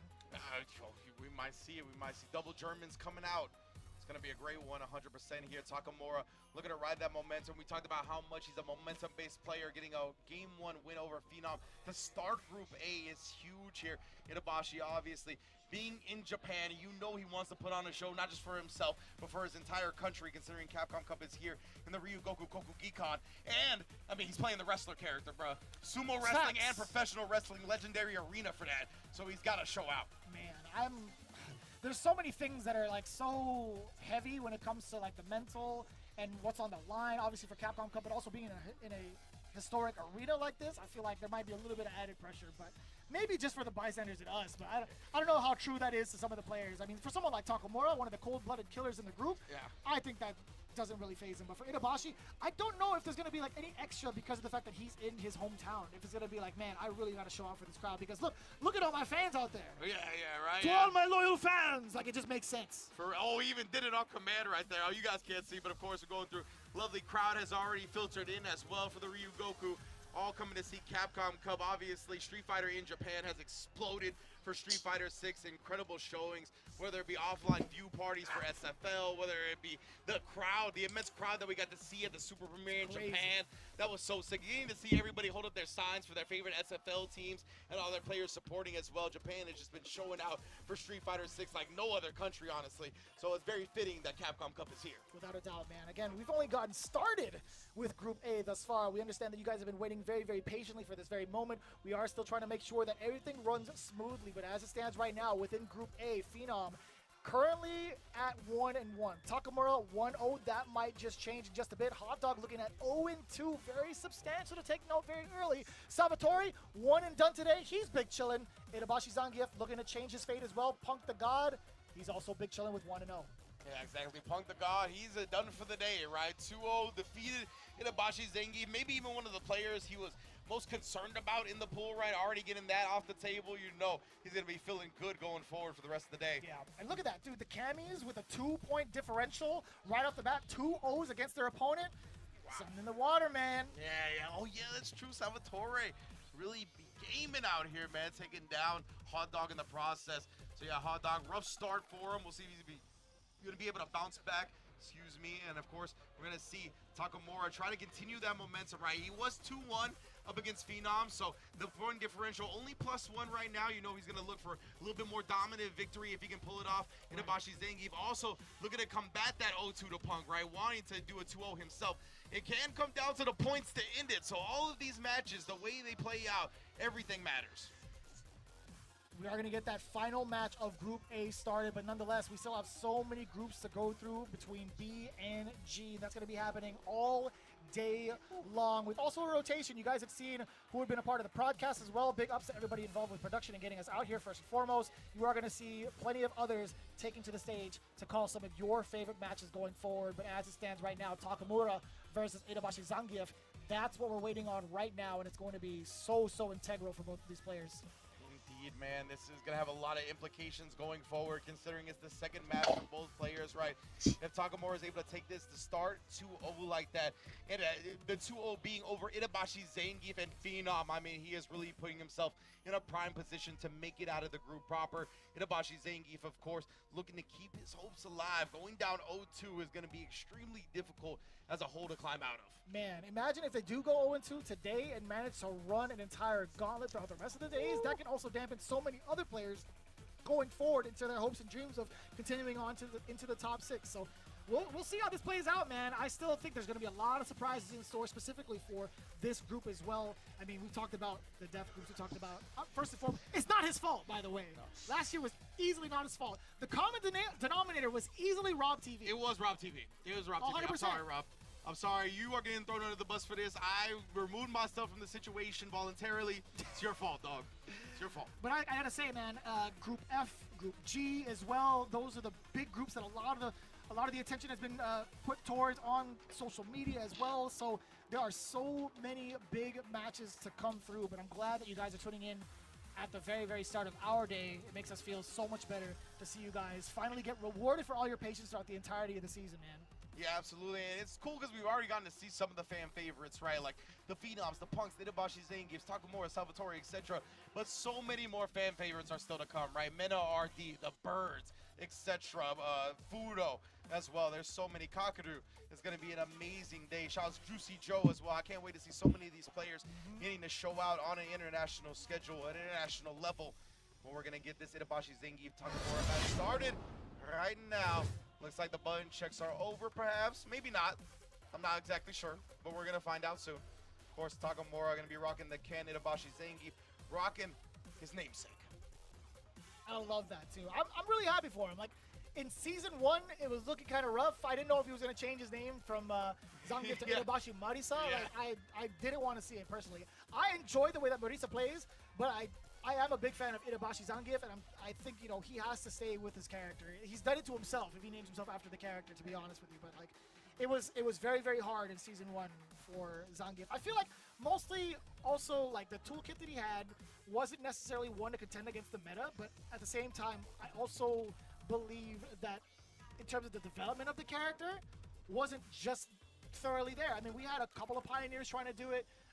Itabashi obviously being one of them. We have Dr. Danny Pham also in the States really trying to innovate this character as well in the very early stages of Street Fighter 6. Yeah, most definitely, right. It's a bit of a struggle, but it seems like some of the Zangiefs have been able to put the pieces of the puzzle together, right? Yeah. Not only Itabashi Zangief qualified, but also Zangief Balado out of Brazil also has qualified for Capcom Cup and had an amazing showing at UFA. It wasn't just like he was able to show out in his region. He went to UFA. He got top 8 at that tournament, defeating Big Bird in the process, if I'm not mistaken. So, yeah, Zangief Balado, some of these players have cracked the code. Mena RD obviously has been dabbling with the Zangief as well. So this character has come a long way from where we first started seeing it in Street Fighter 6. One more side note, man. I got to pay respects to my man Ramsey. His level up journey with Zangief has been an inspirational one. When I watch that man play, low-key, I'm like, I kind of want to play this character. Like, there are only a few players that could do that to me, quite honestly. I'm like, yo, when I watch Ramsey play Zangief, like, he's one of them. When I watch Kakadu play JP, I'm like, man, I will never get the dexterity to play this character, but I'll try it. Those cats really deserve their flowers, honestly, for pioneering the way that they do. But we are getting ever so close to see Takamura versus Itabashi Zangief duke it out for their final matchup of the day.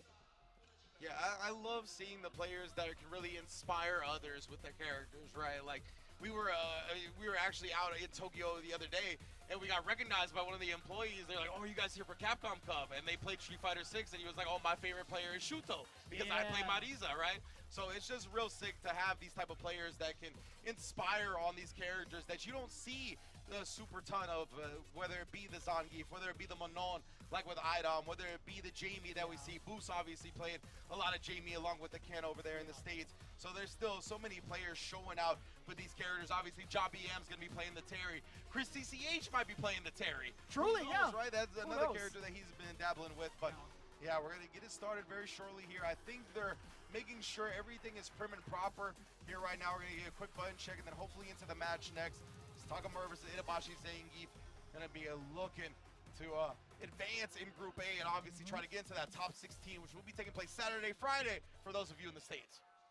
And I'm glad you mentioned that too in terms of the inspiration of some of these players. I'm glad that you mentioned that story because that was 100% a factual story in that specific center. We were trying to poke around the conversation and maybe get a discount. That would have been godlike. But fact of the matter is, Street Fighter 6 is definitely Japan's esport, man. I gotta say, they have been taking it to a whole different level in terms of the fandom and in terms of the player base itself. Yeah, and it's just like, it's really impressive to me how much the Japanese scene, like, gets to know all the other scenes, right? Like, I wouldn't have been expected to be recognized by one of these people from Japan, right?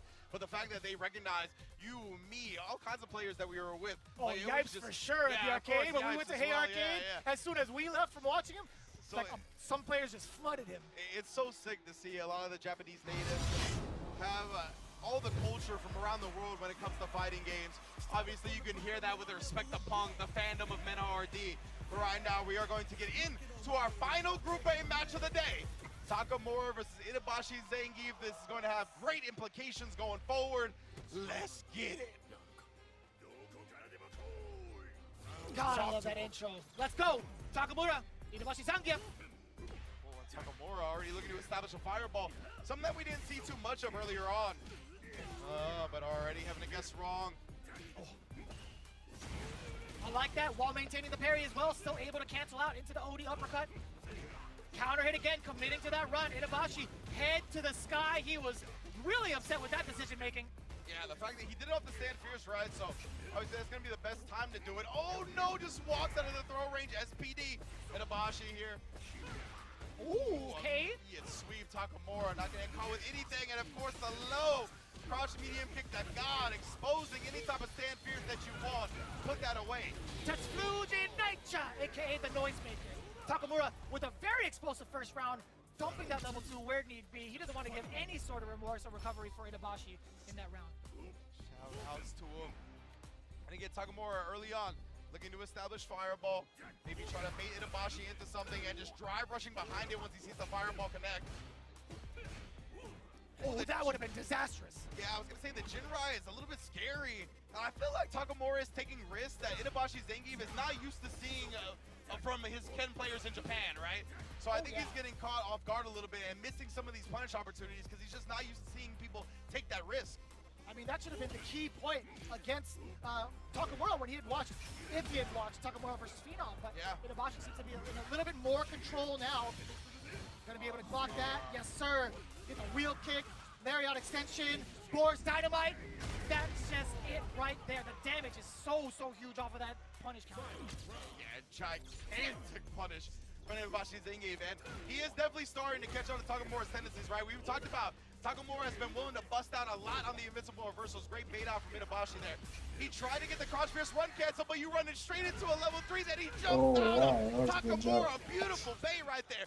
I think the drive rush was off a heavy, so he was able to jump. That was good stuff. Still couldn't believe he recovered in time. That was immaculate. Busting it out with the OD uppercut, making sure to catch that angle against Itabashi's jump. No shot, no fear in this man's heart. Cold-blooded killer that is Takamura, as we have said time and time again. First game, convincingly in his favor. Takamura's not afraid to bust out, right? Especially in situations like that. I love the fact that he was like, all right, off of an air tech hit where I'm going to reset back on the ground, I'm in burnout. Again, Itabashi most likely wants to abuse that fact. He's willing to risk the level 1, kills off of it. Man, Takamura's reads, the way he's been able to predict his opponent's decisions via the context of the match, immaculate. Yeah.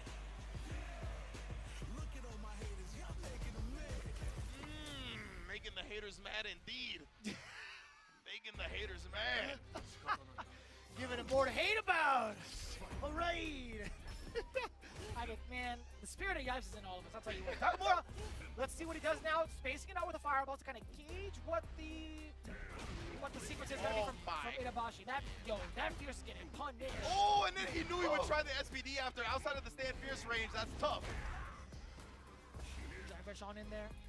Look at that. Now Itabashi's trying to bait stuff out, right? But Takamura not going to just bust out at every given instance. So hard to read, man. And Itabashi is so heavily read-based against a lot of the players he faces off against. And Itabashi, that time he saw the fierce drive rush cancel, so he just drive reversaled him off. Oh! You have to get the side switch. Dragon Lash indeed comes out. Dash up twice. No, that was a dash up into a run! Dash up, run, stop, low, and then the DI catches Itabashi reaching. My goodness, Takamura, how are you always so right now? Tatsujin Naicha, not gonna kill yet! What in the world? I don't even know. It looked like Itabashi was trying to scoop him up out the air. Man, that was tough. Takamura escapes with the victory.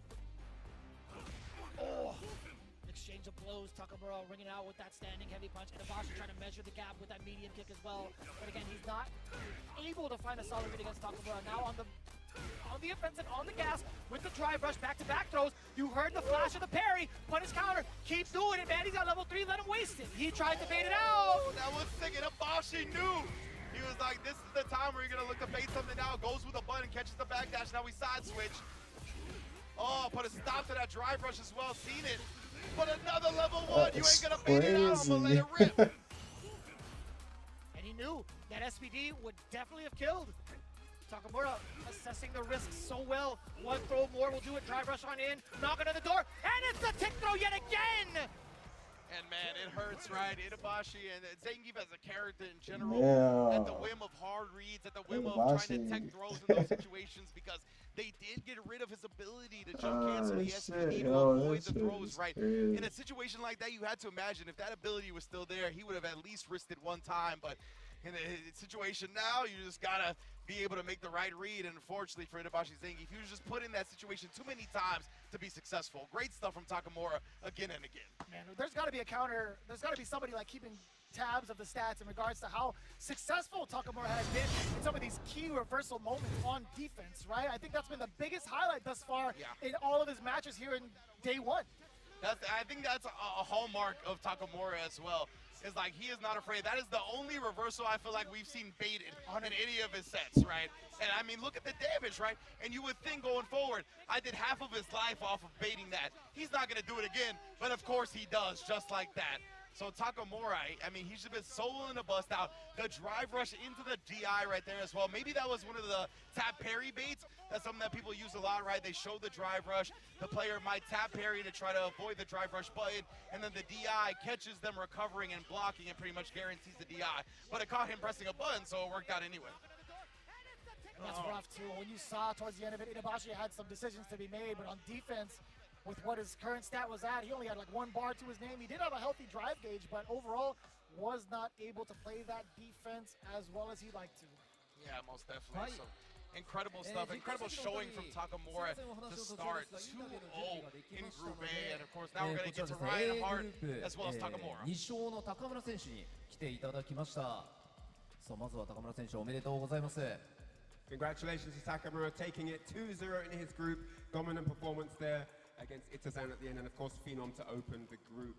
We're going to have a small interview with him now as Aru casts the opening question. はい、日本でのカプコンカップいかがですか？どういう感じですかね？ So the first question is, how do you feel so far about coming to Capcom Cup here in Japan? I feel very good. You know, I like this place. Very great. Everything perfect, and the food, and you know, it's been a great time so far. 今までとてもいい機会になっておりまして、ご飯も美味しいし、場所も素敵だし、みんなもすごいご親切にしてくれるから、とても幸せです。そして今あった板橋残留戦、かなり、リスクのあるスーパーアーツとほとんど決めて勝った、そのあたりについては本人はどういう風な感覚でしたか？ So against Itabashi Zangief, you know, there were some very confident reads that you made, some very risky plays that you went for that turned out in your favor really well. You know, in terms of your preparation, or what was your mindset in some of the decisions that you made? You know, I watch a lot of his replay, and I try to understand his logic behind every choice that he made. And he liked to come and grab a lot. So at the beginning, I was just like, you're gonna start jumping, so show him that you know what you do. And Chris, bro, yeah, that shit. How he won, that shit was funny, bro. Shit was funny. よく見てたりするし、頭の中で一体何を考えてるかっていうのを知りたくて動画を見てて、でやっぱり小間けこの人大好きなんだねって分かって、何回も推測ジャンプで抜けたりしてて、まあ結局運が良くていい結果が出せたんですけど、そんな感じですって。本当に素晴らしい試合でした。高村選手、明日も頑張ってください。Good luck tomorrow in all your matches. Very amazing performance. Takamura, absolutely dominant run here so far in Group A. Brilliant stuff. We'll be seeing more from him later on, but that's it from us. See you later.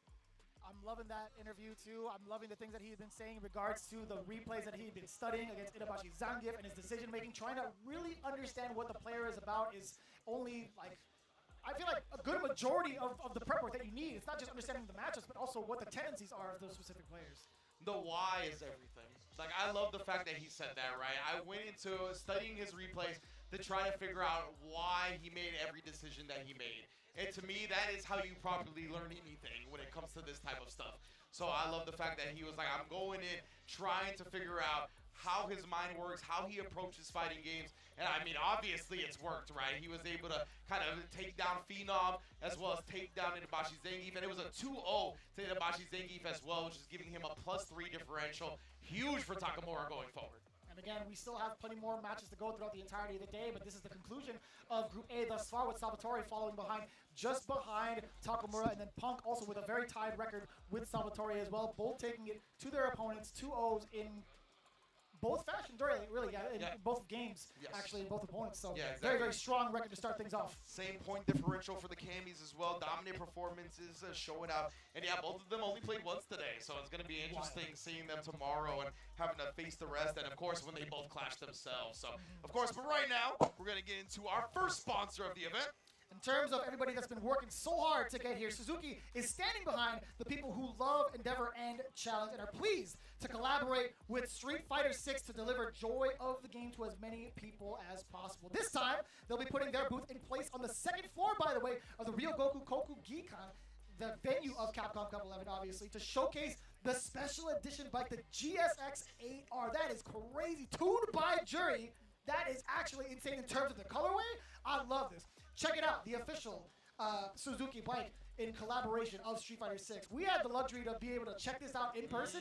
Man, they allowed us to get on the bike and take pictures with it with the exact color scheme. I got to talk to the Suzuki representative. It was something to behold for sure. Most definitely. If you want to make sure you take in all the glory of that Suzuki bike, you got to do it with clear eyes, clear hearts. And the best way to do that is with Roto Z, of course. And there's also a free download for the Roto Z-Man suit costume in Street Fighter 6 right now. Roto Z is the eye drop brand in Japan, and cool eye drops for anti-bloodshot and anti-fatigue. I've used them myself. It definitely burns you awake. It straight up feels so good. It makes your vision, honestly, more clear than it was before. So Roto Z is collaborating with Street Fighter 6 until March 10th. Get the Roto Z-Man costume now. I can't wait. I cannot wait to become Roto Z-Man in the Battle Lounge. I'm going to play it like an NPC. I'm just going to stand there and wave at people. I'm not even going to try to engage in games. I'm going to be like, yo, you want some eye drops, Playboy? I got you, man. You're going to treat it like Evo Japan? That's exactly it. That's exactly it, yeah. Well, man, amazing start to this for Group A. We're going to be right back, take a quick break, and we're going to be back with Group B along with, man, they turned the lights off on us, along with Senkola and IFC Yipes. Don't go anywhere.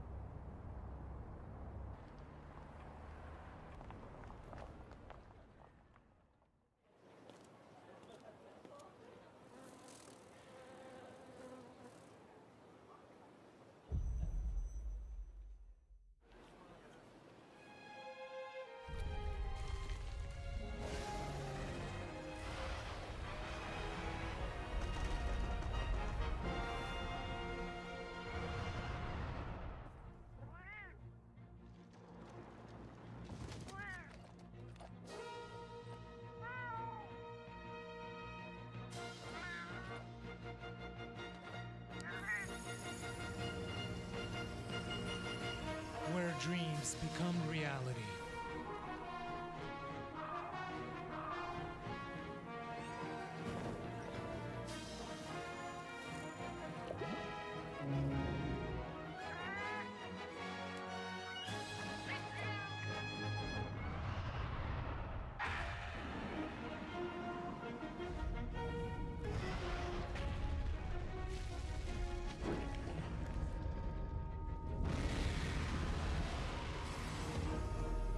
Monster Hunter Bridge.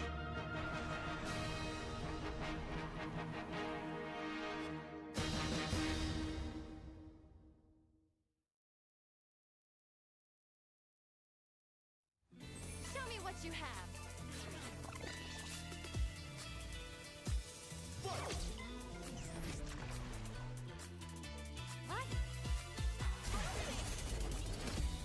How silly.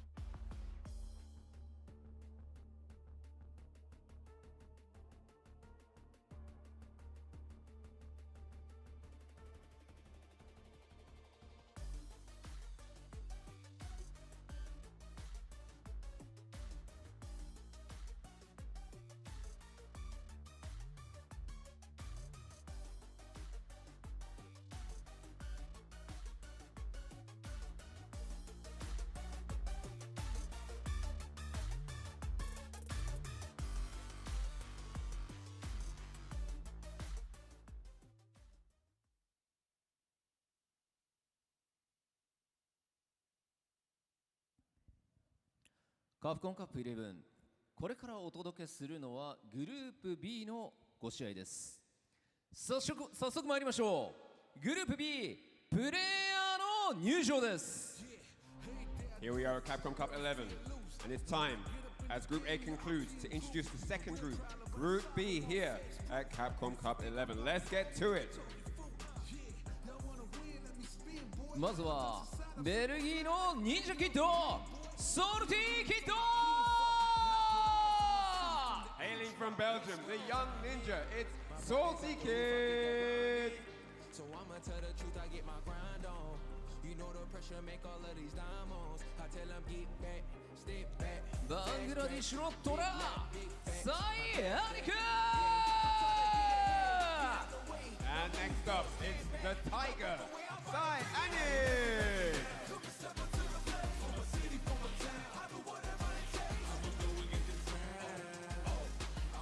さあストレングスエネ All the way from South Korea, it's the Strength and L.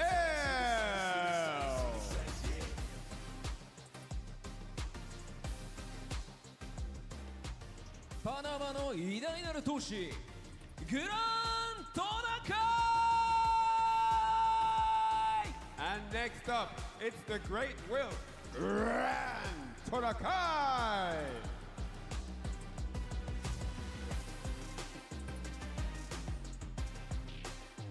バーティスタブラザーズ疾風の兄 JB。 And next up, it's the Burglar, JB.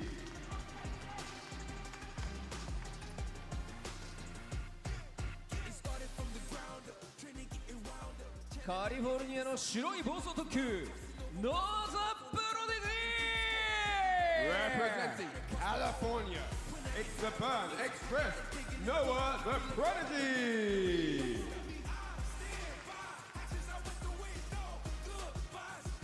さあという B グループも非常に強豪揃いのグループになりましたね。それはすごいですね。実力者揃いなんで。はい。果たしてどのようなドラマが起きるのか、選手たちが会場を一周して、はい、ステージに続々と集まって並んでいただきます。誰が勝ってもおかしくはない話ですよね。そうですね。すごいです。ノアがファンサービスをしながら最後にステージに立つ。さあ以上の6名のプレイヤーがグループ B トップ16トーナメントの座をかけて総当たり戦で戦います。皆さん今一度大きな拍手をお願いいたします。 And with that, that is the 6 members of Group B that you see on your stage. They're about to do battle, and only 2 of them will qualify for the top 16 on day 4. Give these guys a big round of applause. それでは選手の皆さんはスタンバイをお願いいたします。 All right, all players on standby. Thank you very much. さあここからは試合の模様を熱く伝えてくれる実況席の皆さんにお渡ししたいと思います。よろしくお願いします。 All right, it's time to hand over to our amazing casters desk to call the action. Take it away. It's time for Group B, or as some may say, bust ass. Not because of what's going on the stage, because I got my boy IFC. I'm St. Cola, and we got some good obsidian action coming through. Do we not, my friend? I like that. Man, clean. He said obsidian. I respect that. But nah, man, listen. It's an honor to be here. First time I'm here in Japan. Is this your first time as well? First time. Well, look at that. We're here to enjoy that moment together. But this is amazing. The fact that I have one of the best seats in the house with my boy right here. To see who's going to have a little bit of that life-changing money. But just fear not. Of course, it's only day 1. This is Group B, of course. I'm a man. You definitely explained that very well. I respect that. Hey, so yes, that's what I'm looking for. Credit to you, of course. Yeah. But as you mentioned, we were trying to get down to that nitty-gritty. We are starting with the first day, but every match matters. Every single iota, every throw loop, every perfect parry is going to matter. That's come down to that differential. Talking to Jammers yesterday, we were talking about how, like, yeah, we have our people that make it out and make it maybe not so out. We have to worry about the people that may be spoiler to a lot of things that may happen in terms of, causing chaos and things like that. So with this group that we have for Group B, there's a lot of Kimberly, there's a lot of Akuma as well. We've got a lot of variants too. Salty Kid, Sianki, NL, Grand Todokai, JB, and Noah the Prodigy round out Group B. What are we thinking about who's going to be the strongest? Well, I'm going to be honest with you. I could be a little biased here. I'm looking at the obvious JB and Noah the Prodigy. Yeah. But, of Let's course, go, it's a Noah. setting. How Let's comfortable go. they are in that setting, we'll see. But these guys are professionals, so it really doesn't matter. It's about who wants to start strong and end it. Hey, Todokai the homie too. I follow Todokai.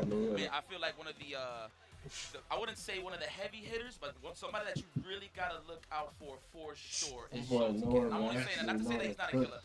I haven't really had the experience to watch all of his gameplay. However, everybody has been bigging him up in this building, so I'm definitely looking forward to that. Of course, you see the matches right here: Salty Kid versus Unique.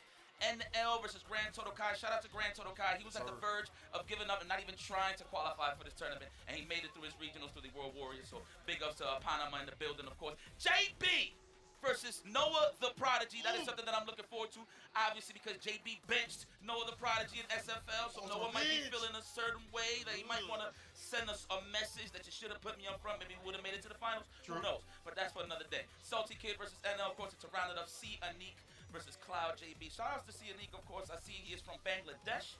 Respect that we have a nice little conglomerate of just everybody around the world just joining here and play some Street Fighter 6, man. At the end of the day, we all share the same roof, we all share the same love, and that's the FGC, baby. And honestly, last year, he wasn't able to get through because of visa issues.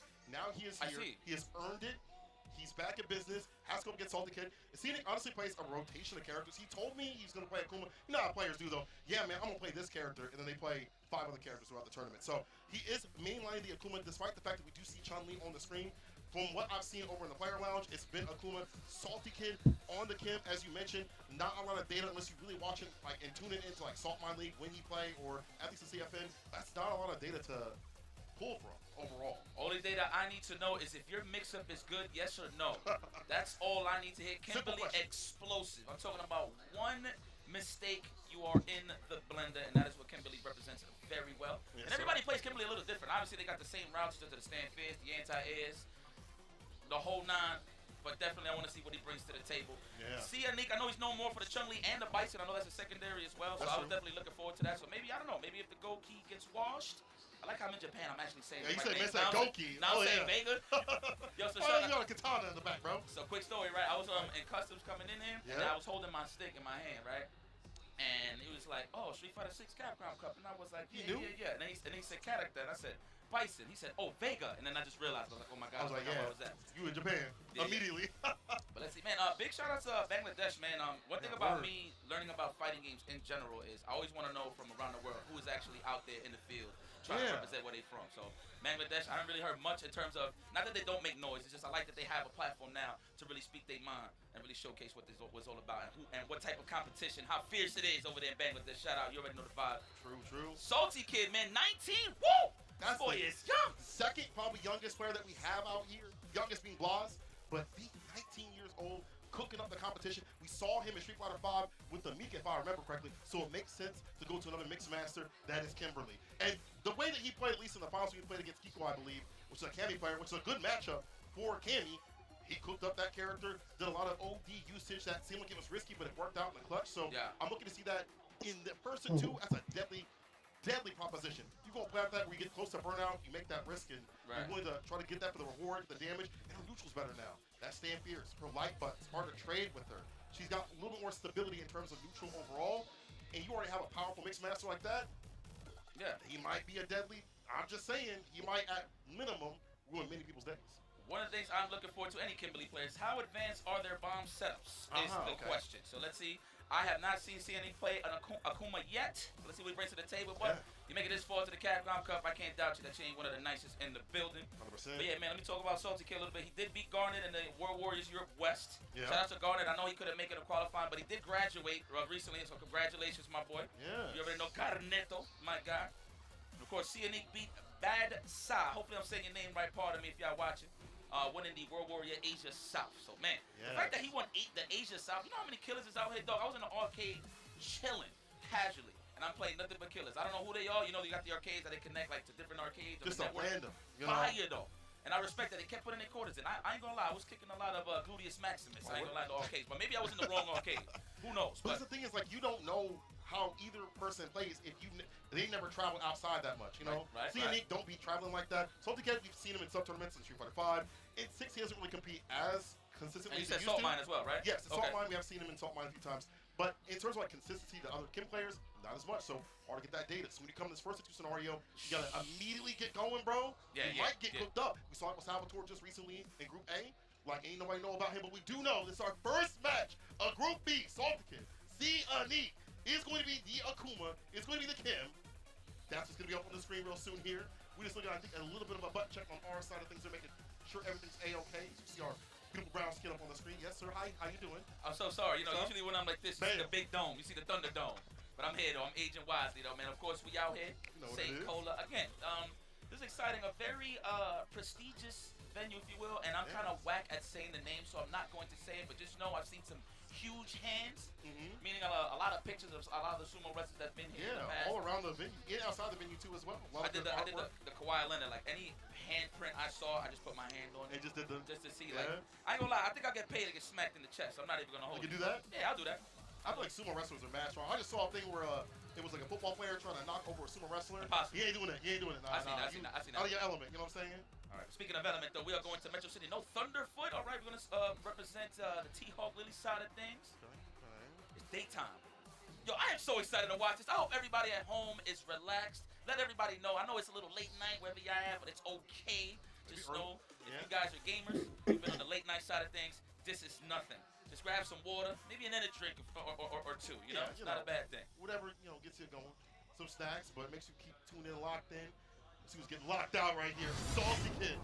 Here we go. Starting off Group B.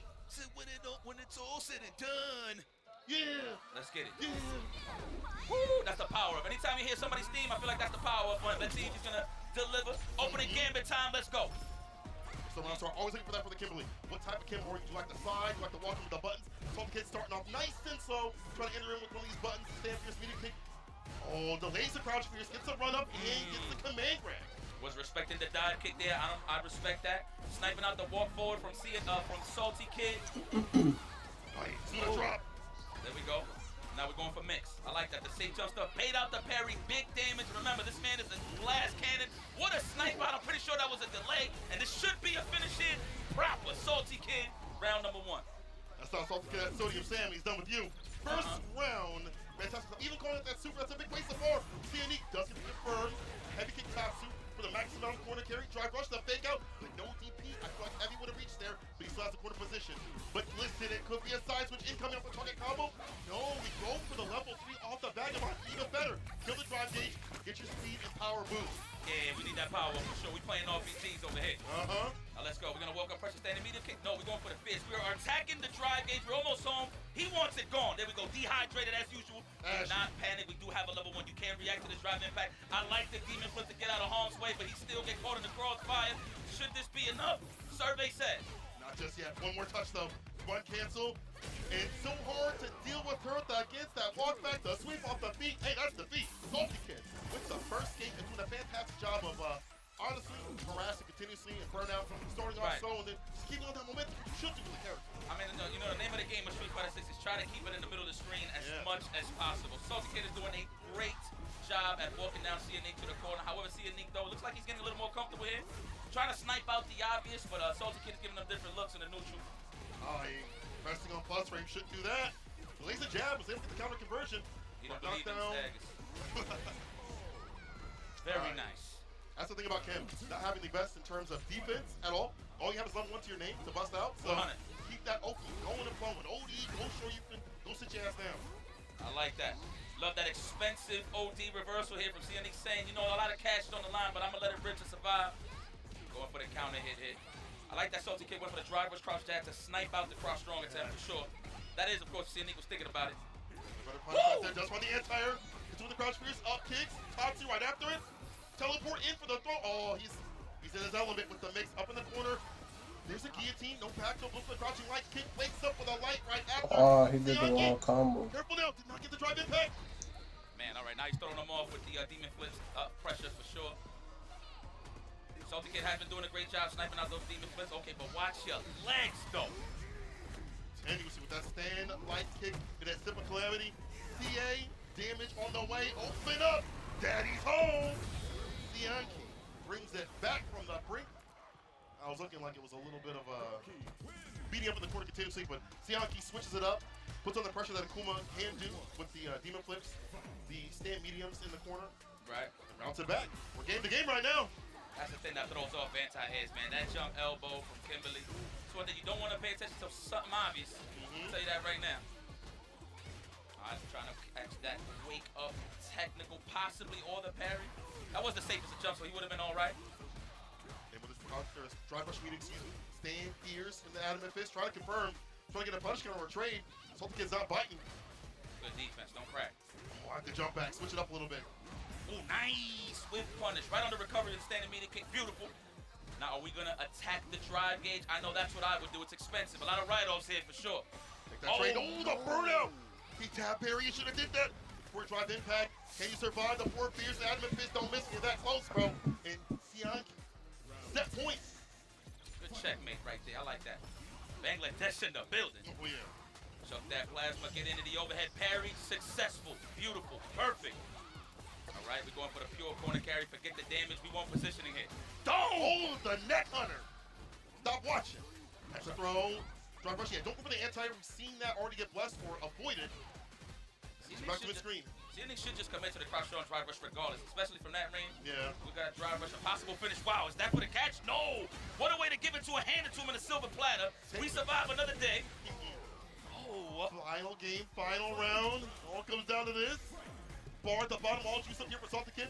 If you're him, you're probably gonna pop level 3 in this interaction. I would assume get that boost up right now, get your bar back. Oh my God, yes. No, not yet. All right, bomb setup. That's the first one of the set, mind you. So it's just straight, nothing but buttons and neutral. No setups yet. Oh, threw him off. Thought it was a dive kick. But credit to Salty Kid for trying to delay with the crouch fit. Slide walk no! Back. Quick punch, but didn't find the full confirm. I could have been a lot more. But damn near burned him out with like level 2 and periods in. You can burn again. Nah, Salty Kid is blocking that. You're dropping. Your drive gauge at the very least is going Sianki with no Bartha in the corner. Salty Kid, this is your game to win. Yo, what's in the water in Bangladesh? That's kind of crazy. That's only 2 attempts and it failed on both of those attempts with the wake up level 2. Well, there it is, ladies and gentlemen. Salty Kid moving forward, never backwards, adding some points to the board here in this beautiful round robin. Oh, wait, what was that? What's that card? What is that? Bro, I can't scan that QR code. That's way too small. Are you serious? What is that? You gonna hand it to him? He said, hey. What was that, though? Lessons? You need lessons, bro? I got you. I don't know if it's that. I don't know why you handed him a card. He's a hair. That's crazy. He's a hair. Here's my card. Wow. Well, listen, credit to Salty Kid. I actually got to know the lore behind that. I got to know what the cards are, bro. To me, it's got to be like, you need some training, bro? I got you. That's crazy. Well, let's check the highlights real quick, man. I mean, they're both aggressive, of course, swinging in all cylinders. Shout out to Jammers. I had to add that to the vocabulary. All right. But it's always that fill-out round, man, to see exactly how people react, how people like to hold up when it comes to throw situations. That's the most important thing when it comes to offense, the throw. So credit to both of these guys to be great on the defense and not shying away for how they really play. Of course, you saw Sianique waking up with a lot of level 2s. But credit for Salty Kid for being well on the defensive side and just ready to stagger when he really needs to. On the reverse of things, I think Sianique was honestly going for way too many risky things. We saw him like in his turn, it's like a level 2 or bust out a little bit too obviously when that hasn't been working. Maybe delay jab, maybe walk up throw a little bit too so up here from the corner. You see them kind of walking back and things like that. I do feel like if he adjusted that defense a little bit better, he may have stayed alive a little bit longer. But what coulda, shoulda. Right now, it's Salty Kid with 2 games right there over the 1. Yeah. That's a pretty damn good start. I mean, credit to the match of both of these guys reacting to like the jump in elbow or like the demon flip. Salty Kid was successful about twice in terms of punishing a delayed dive kick demon flip. The guillotine, yeah. Then he was throwing it up. He was throwing it off with the guillotine, exactly. So that's the difficulty in that matchup is like there's so much variance what he can do. And that cross reach doesn't always reach. So we're gonna be seeing some more Akuma on the screen. aka Never Lacking. Shout out to my boy Rob for that one. And Grand Totokai. That's actually, well, that's why we see Bison. Look at the names, though. The Strength versus the Great Will. NL, of course, hailing from South Korea. You already see where he actually gained his spot, was in the South Korea regionals of the CPT World Warriors. And, of course, Grand Totokai, listen, I want to highlight this guy because he's a prime example of never giving up. I don't know if you follow him on the social media side of things. One of Panama's best. He might be Panama's best, to be very honest. I mean, if you made it this far, he is. Yeah. So the thing is, when you see on social media, you see somebody really stressing that, they've been failing or they just haven't gotten the results that they garnered. That's a better way to put it. Yeah. You know, they put their emotions on the line, like you really see it on their sleeves. You know what I'm saying? I like seeing So the fact that I seen him stress that much, and he actually thought that he wasn't gonna make it to Capcom Cup and then make it through the World Warriors Central America West. Like that is one of the greatest stories, and that's what Capcom Cup is all about, man. It's not how you start, it's how you finish. You need diligence when it comes to these FGC side of things. Fighting games in general, because not everyone can win. They can only be one, and let's see who's gonna set the tone. What's wild is when I saw Gran Todokai on the very first day, when I got in, he was like, yeah, man, I wouldn't have to fight no Akumas. I mean, I have to because my group is so littered with them. And it's wild because we saw the Bison as the pick on the screen, but he was like, I'm going to play the JP regardless. He's like, I believe I can just play the JP, run that matchup, even though it's like JP's worst. Yeah. The dive kicks, the fireballs, the aerial approach with the air fireball, like light punch fireball, of course, too, as well. Forward fierce, if you try to drive rush against the fireballs, are really, really good against JP overall in the neutral. So one thing I don't think he wants to play against, but he's going to have an answer for that. He's a big lab rat. He's practiced with Zapparino's group. He's been training all around the area that you can with CNN. You know, I've seen him in everybody's stream nowadays too as well. So despite what's on paper, it may be different in the match. I actually want to see if is he truly gonna pick JP. I think this is a butt check. He should pick Vega. I strongly think he should pick Vega. I agree with you. Off of the, you know what? Let's meet in the middle. I'm gonna say Dictator. I'm gonna say Dictator. But I mean, I just freestyle both of them. They both sound fire. I'm not even gonna hold you. But the thing is about that matchup with Akuma and Bison, Bison already eliminates the Demon Flip approaches. Delay, OD, Cycle Crusher smokes all of those options. Yeah. That's why you're gonna see a lot from NL in terms of placing fireballs. You're gonna see it more on the crouching strong, low forwards, range. Yeah. The good old John Choi. Shout out to John Choi. Close range fireballs as well. Yeah, yeah. So, variants with OD as well. They try to go for like Sam medium kick, then knockdown. Yeah. So I think it's very important for NL to take away the scissor kick option entirely. So he has enough reaction to walk up and block a scissor kick and punish it with a stand short. That's perfect. And then you force in the stand fierce. Of course, that's the better option because it's safe, right? Yeah. But I don't know if NL can actually parry those on reaction. I've seen the top levels, of course, Kakadu, every time somebody throws a Bison stand fierce, so he always perfect parries. So I don't know if NL got that in the tank. But one of the neutral kings, man, I'm going to be very honest with you. So let's see exactly how Gran Todokai is going to approach NL. I know a lot of pressure's on his back right now, but the standing medium kick is key. But if you can get that on hit, that's a free check with either a stand fierce or a low forward to continue the offense. But again, it all depends on how NL can take away Bison's options. I'm curious how good Gran Todokai Bison is. We've seen it in brackets. It's been fine there. But at this stage, is it well enough? You know, it also been practiced with so many Bisons. Obviously, Hot Dog. You know, in the Asian region, he's had so much variance as well. You go on CFN, you're going to be fighting Bison. We'll see how this fight goes here. Gran Todokai starting off with the Bison. He lied to me. I'm going to get at him later. It set a counter immediately. That was the first whiff punish already. High interruption. Nice. For the close range fireballs, as you mentioned. Yeah. You got to stay at that range. This is where it's at. He shouldn't be shy of throwing that standing medium kick on Gran Todokai's side. However, I know he don't want to whip, so I get it. And there's already neutralizing the scissor kick. Now we're going to see the forcing out the stand fierce from Gran Todokai. We're going to see it right now in the bit. That was almost a lazy beat. Came like next year. Scissor kick, so they hit with the punch right after OD. Level 1. No. God, really? I would have did that to burn him out, right? Or close to. I know NL is happy about that. Try to go for the toes. He had the right idea. NL was walking back. Wasn't watching the sand. Look at all this room he has to work with right now. Did he push to the corner? Delayed jab. He had to do something. Goes down the corner. He's buffered for level 2. Does not get it. It's a raw drive impact to get this fight, and that's that. Gran Todokai slowly dog walking to the corners. Let's go to the park. Let's go, Panama. I promise you, I'm not that biased. Try for a scissor kick to play around the reaction to the crouching medium one. 100%. That's exactly what that tool was used for. There's the OD Cycle Crusher, but remember, you have to delay it to catch most of the options of the Demon Flip. Okay. Throw? No. He's trying to snipe out the tech. Good defense here from NL. He backs up. There's the stand fish. No parry, though. Stomp lands. Oh! Push overhead blocks it out. The throw right after, though. This is your game to win. One touch right here is a that could have been it. Gran Todokai had the punch. Anything the team wanted. Experience it. Gonna kill that drive gauge. But Gran Todokai still has bar at the bottom. All he needs is conversion into level 3. If you jump, it'll be history. He's looking to react to the fireball with a level 2. That's why you see NL not giving it to him. Nice reaction. I thought it was a DP, but he went for a crouch fist.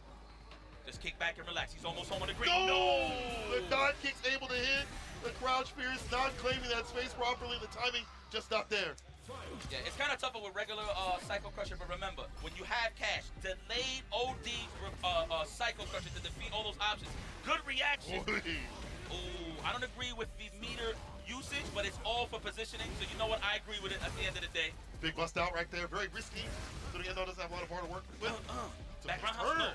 That would have clicked the two. And now he's looking a little shaky on defense. Will he spend it to buy some time? No. Next hit, he's going to confirm. He's got to do it. And there it is, as you mentioned, Adamant Fist. That's his Calamity. Big gulp in hell. Damn, great spacing from Manel. I know Grand Total Kai tried to check a throw attempt with a crouch jab. That's why he got sniped out on the counter hit with the crouch strong from Manel. Love it. What a way to open him up. And now with a breadstick on his side. Grand Total Kai, how you feeling? Had good control early on in the match, but lost it a little bit. It's all good though. Nice technical. I promise you that's a shimmy next time, so you gotta be careful. Write that down. The throw right after. You don't use the fireball, of course, because you could have that charge. Cycle pressure through the stand fierce. Fifth space for corner space immediately. Heavy kick Tatsu is the ender. The throw right after. This is where Akuma can really shine. So many different options you're worried about. OD fireball, stand fierce, the throw loop. So you hold these. And another one he techs finally. That's tough, man. Listen, Bison great in the mid-range in the corner. Good luck. Offensive drive reversal. Keep calling for the corner. Jail no bail. Don't let him leave. Give me that. Put that in your back pocket. Grand Total Kai, I still believe.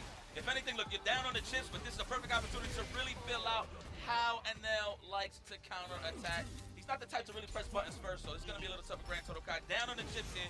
Let me get some stand medium kick, my boy.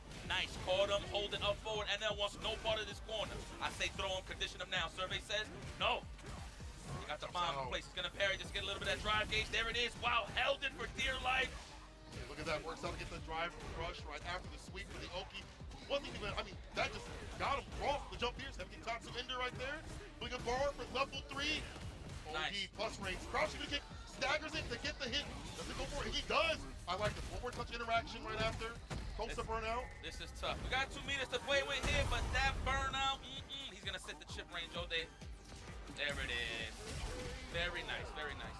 What a walk-up. NL 2-0 on Grand Total Kai. I was wondering, you know, if he's going to stick with the JP or the Bison. He did play the Bison here, but, you know, it's one of those, on paper it's better, but do you go next time to a character that you're more familiar with, even though it's a bad matchup? Well, here's the thing. Akuma's made out of glass. We all know he has low HP, but the thing is, Bison has all the options to deal with Demon Flip shenanigans and fireballs. That's why you see NL really pacing himself in the matchup. He wants every button to count. He's trying to bait in a scissor kick so he can get the quick punish with a stand light kick for sure. But I mean, credit to NL, man. He just didn't crack. I'm gonna be very honest with you. Let's take a look at some of these highlights here. Just happened. I mean, I personally like this matchup. This is 5-5. I'm gonna just have to break it down to just experience when it comes to NL. Grand Total Kai again started very strong, but in terms of adaptation, NL has been here so many times. Of course, a returning Capcom Cup delegate, right? Yeah, as well as NLs that we get that it's either he's really, really hot, really, really cold. It seems like a really more hot sort of, from one that we saw at EWC, right? Like, he didn't really make it to the pools as well, like he wanted to. I think he's been struggling with the game a little bit with Akuma. It's a hard character to play at high level, but he's got to a point where he understands the game plan to be a little bit more patient. As you mentioned, kind of let people walk into him, kind of play buttons into him, and then react right after, whether it be like delayed jab, whip punch, whatever it may be. He plays around those intentions. So he kind of lets you go first, start the dance, and then he ends the dance. I like that. All right, that's over. The date is over. That's it. Grand Total Kai, of course. Panama gonna have to kick back. Hopefully he don't feel a little bit discouraged. Again, this is group stages, so you definitely have a chance. One loss ain't bad. But I will say this. Those rounds really count, man. Yeah, they do. Those counts really count. You could be like 2-1 with everybody, round for round, but whatever. We talk about that as the show goes on. But this right here is what I am looking for. The burglar. Wow, he robs? Oh, he kind of does, actually. That makes sense. JB, of course, winning all the way from the Canada West Regional Finals. Wow, you went out there and took their spot? You disrespectful, but you know what is on your side, so it makes sense. Versus the Burn Express, Noah the Prodigy. Now, I know he got a lot to say. First and foremost, in this group, he's the only one that won on the offline side of things. He went to my side of town at Dominican Republic, and he whooped everybody's gluteus maximus with sandals on and socks. You might as well call him Dominican. This is kind of fire that he is here. And just to represent, of course, he's been talking for it for a hot minute that he's going to be in those grand stages. He did it at EWC. He won Blink Respawn. And here he is in the grand stage of Capcom Cup. But this is a little personal here because, I mean, if you watch SFL US, this man was benched. He was riding the pine. This man had a 2-way contract. He didn't even get a chance to get off the bench. That's terrible. But now we're in the grand stage, one-on-one. Let me talk to you, Kapitan. This is when it gets serious. Ooh, let me show you what I can do. You know what I'm saying? I'll put you on the bench. That's crazy work. I mean, it's one of those things where, like, you know, in a team-based tournament, maybe that character doesn't fit or that playstyle don't fit. But you don't know it. He want to go out there and play. He want to show his stuff, and he wants revenge. For all people talking about him, even outside Street Fighter League, you know, he has a big chip on his shoulder. But I feel like he's one of those players that deserves to be able to talk his stuff. As you mentioned, all those accolades, beating top-level players at many tournaments, cooking, as he has said, people's favorite players, you know what I'm saying, becoming actually a crowd favorite out here. I mean, there was literally, I'm sorry, brother, what you gonna say? No, go on. Now I was gonna say, like, Noah been here for a while, man. Like, there's pictures of him, like, the stick was bigger than him playing Mago. Right. And tournament stuff, Mago laughing and stuff. And then years Been later, around for a while. they're playing online matches here in Japan, which is nuts. And just reminds me how dusty I am. I'll be honest with you. Blessed though, I'm not complaining. Yep. But here we go, though. Noah the Prodigy versus JB. JB versus Noah the Prodigy. I know unnecessary, but I just have to hype it up. Yeah, you know, gotta let people know. Rashid versus the Luke. Changed up a little bit since the previous season. Obviously, Rashid doesn't get the Oki on everything like he used to. Perfect parry to start things off. The drive rush jab. Puts him up in the corner. TK dive kick. Burglar. Rob this man. Gets outside the corner. Gets some distance. Right back in there though with the Stand Fierce attack on drive gauge. Norman, like he's locking in. As y'all know, going to burnout. He's fine to do this. He's got that bar at the bottom building up. Wow, that's twice. Already JB sniping out the throw attempt. Now he in chip range. Oh, what? That man hit him with pure athlete's foot. All heel. Yes. Battered by the bunions. My goodness. What is this? This is cobblestone they fighting on? Well, it is. He don't care. Shout out to Lee Chung in the background on the left. For sure. Oh, watch your legs. Try to walk back. Looking for that neutral for the whip punish. Noah initiating neutral very quickly. Sony dashes up, trying to get to the throw. JB breaks. Oh, that's a frame kill? 3 dashes, huh? Look at that Oh jump. my God, he still got that combo. Noah has some of the most magical jumps. I think it was Banana Kid that had said that. These neutral jumps have been working out so well to catch some extended buttons. JB dashing up. The one-touch scenario. You could have committed the kill right there. You're going for a throw, but either way, lay him on the mat. One more touch. Oh the jump my back. God! That's the real killer right there. The fade up, that drive reversal, the jump back, medium kick. So much range. Not strange to see it. No one with one game. That was You know what? Hey, that's a very Noah-ish thing to do. That's one of his best baits. He walk up, make you think it's gonna be a crouch strong, but he jump back and punishes the drive reverse chow. Wow. Very smart stuff. This guy Noah, I'm telling you, he got a chip on his shoulder, man. I had to talk to him. He said, listen, if I got off the bench, we would have had a shot to being on both events. So I'm just saying. We would have been up there. Listen, there's a lot on the line. Not only is he fighting for himself, but he's fighting for his family. His family's in attendance. His pops and his brother are here, bro. And I know they're related. Oh, I know. Yeah. There we go, JB. I like he took some time into the character select screen just to slow down Noah. That's the thing about Noah the Prodigy. He is super heavy on the momentum side, but JB though, he knows how to cool that off. So let's see if he can apply that in this game right here. The jump back right there, avoiding the back throw from happening. Drive rush. Back throw still happens, however. Yeah, there's a lot of distance. No whip punch against that poor Fierce. Gets a heavy kick to throw right after it. No big deal though, JB. How many throws do we take? Nice, try to bait the drive reversal again. This guy's a scumbag. Back in with the throw. No OS there from JB. Sometimes you just gotta commit to the drivers regardless to avoid a bonus counter. Yes. Force fed him, yes. You like the beach, you never been there? Well, here. It's in my pocket. Airplane. Whoa! Oh, forward heavy kick. That's so smart. To punch the crouch immediate kick. Beautiful option. Okay. Hold on, get the bounce. Throw him now. Oh, he's looking for it. It would have worked, yeah. I feel like conditioning first early, then lather the shampoo. That is definitely the plan here. But Noah the Prodigy just giving them different looks on defense. The scoop, wise choice there from JB. Nice, the wake-up jab. I got to fill it out. I don't respect your offense. And here it is, the category 5. Yes, sir, the wing condition. Pushes man a little bit, delays the stand, medium kick. No hit though. Noah not biting. Sends it at him. Kick push goes. Light mixer, drive reversal, even with the enhancement. Noah in burn up. He saw his bar at the bottom. Yeah, he's good. He's good. He's one reaction on drive impact away to just finish the match. A raw level 3 will end this. Even I don't think a confirmed will, but a raw level 3 would definitely kill him. I know JB's not going to give it to him. Yeah, especially with that charge up heavy knuckle right there. Be so careful. Can't right to level 3, so you can't drive impact that. Oh, there we go. Nice choice, I like the stringing and back away. Nice overhead. Noah's known for those, and a lot of people get cracked. And there is the level 3. That is enough. Oh, there it is. Oh, Noah's popping off. Oh, is he? Wow, I'm looking at bro, he throwing stuff. He throwing stuff. Listen, he's comfortable. The guy is comfortable. Look, it's straight socks. The socks, bro, the sides are off, the shoes are off, just the socks are off. That's it. This guy, and I know he wanted that win bad. Look at him. He's like, you thought I was playing? Huh? You thought I was playing? But yo, check the shoes. He got none. Well, he took the ball. He had the ball while he was playing. Listen, man, shout out to everybody in Japan. I think he's a big favorite out here. When he pulled up, a lot of people was He got a lot of fans, bro. I know that. I know. Obviously, we love him back home. Yeah. I know everywhere else. He, of course, showed him love. But back to the highlights. And man, it's just, I feel like JB was just trying to find a way to slow the man down. When it comes to being the pain train, if you will, it was Noah the Prodigy, man. And of course, showing the strategy that he is known for, early burnout. Nobody is scared of that, right? In this case, it's Noah the Prodigy, I should say. But he just had full control of the match, man. I mean, the thing is about JB, he likes playing super clean. So if he plays a super clean player, he'll do very well. I mean, he does well against everybody, but in this situation right here, someone like this dirty? Yeah, he just kept following through, man. I'm gonna be very honest with you. And it's so hard because like the neutral jumps and things like that kind of dissuaded like the dash up game, the jump back and the OD fireball is like, when's my turn gonna happen? You know, the momentum shifter happens so much from Noah, and that's how he plays. Even if you play Noah, you know what? I'm gonna give Noah some credit. I feel like he's evolving. People know him for like being a Burnology type player, you know what I'm saying? But he's been going less and less. Use the bar more, engagement for OD fireball and stuff like that. I feel like his footsies have gotten better. His ideation in terms of like there's another player on the other side is better too as well. And this rounds out what we have so far. Salty Kid with a +1, and now with +2, and Noah with a +2 as well. Noah made a statement with that one right there, my friend.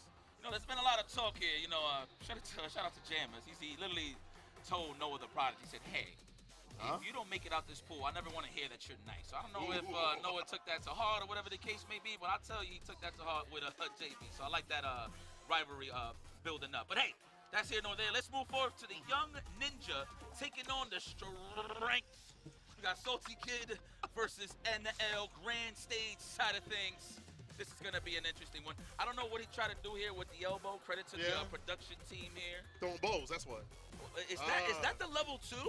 I think that's what it is. It's the level 2. Oh, where he it might have been the level 2. Maybe. Got a clean elbow, man. Shout out. Yeah, no ashiness on there. He put the lotion on there. I'm a little ashy. I ain't gonna see, that's why I'm wearing this. I ain't gonna lie. I'm with you. I'm embarrassed. Every time I see a clean elbow, I'm embarrassed. But no. Speaking of clean, though, both of these guys have been playing amazing.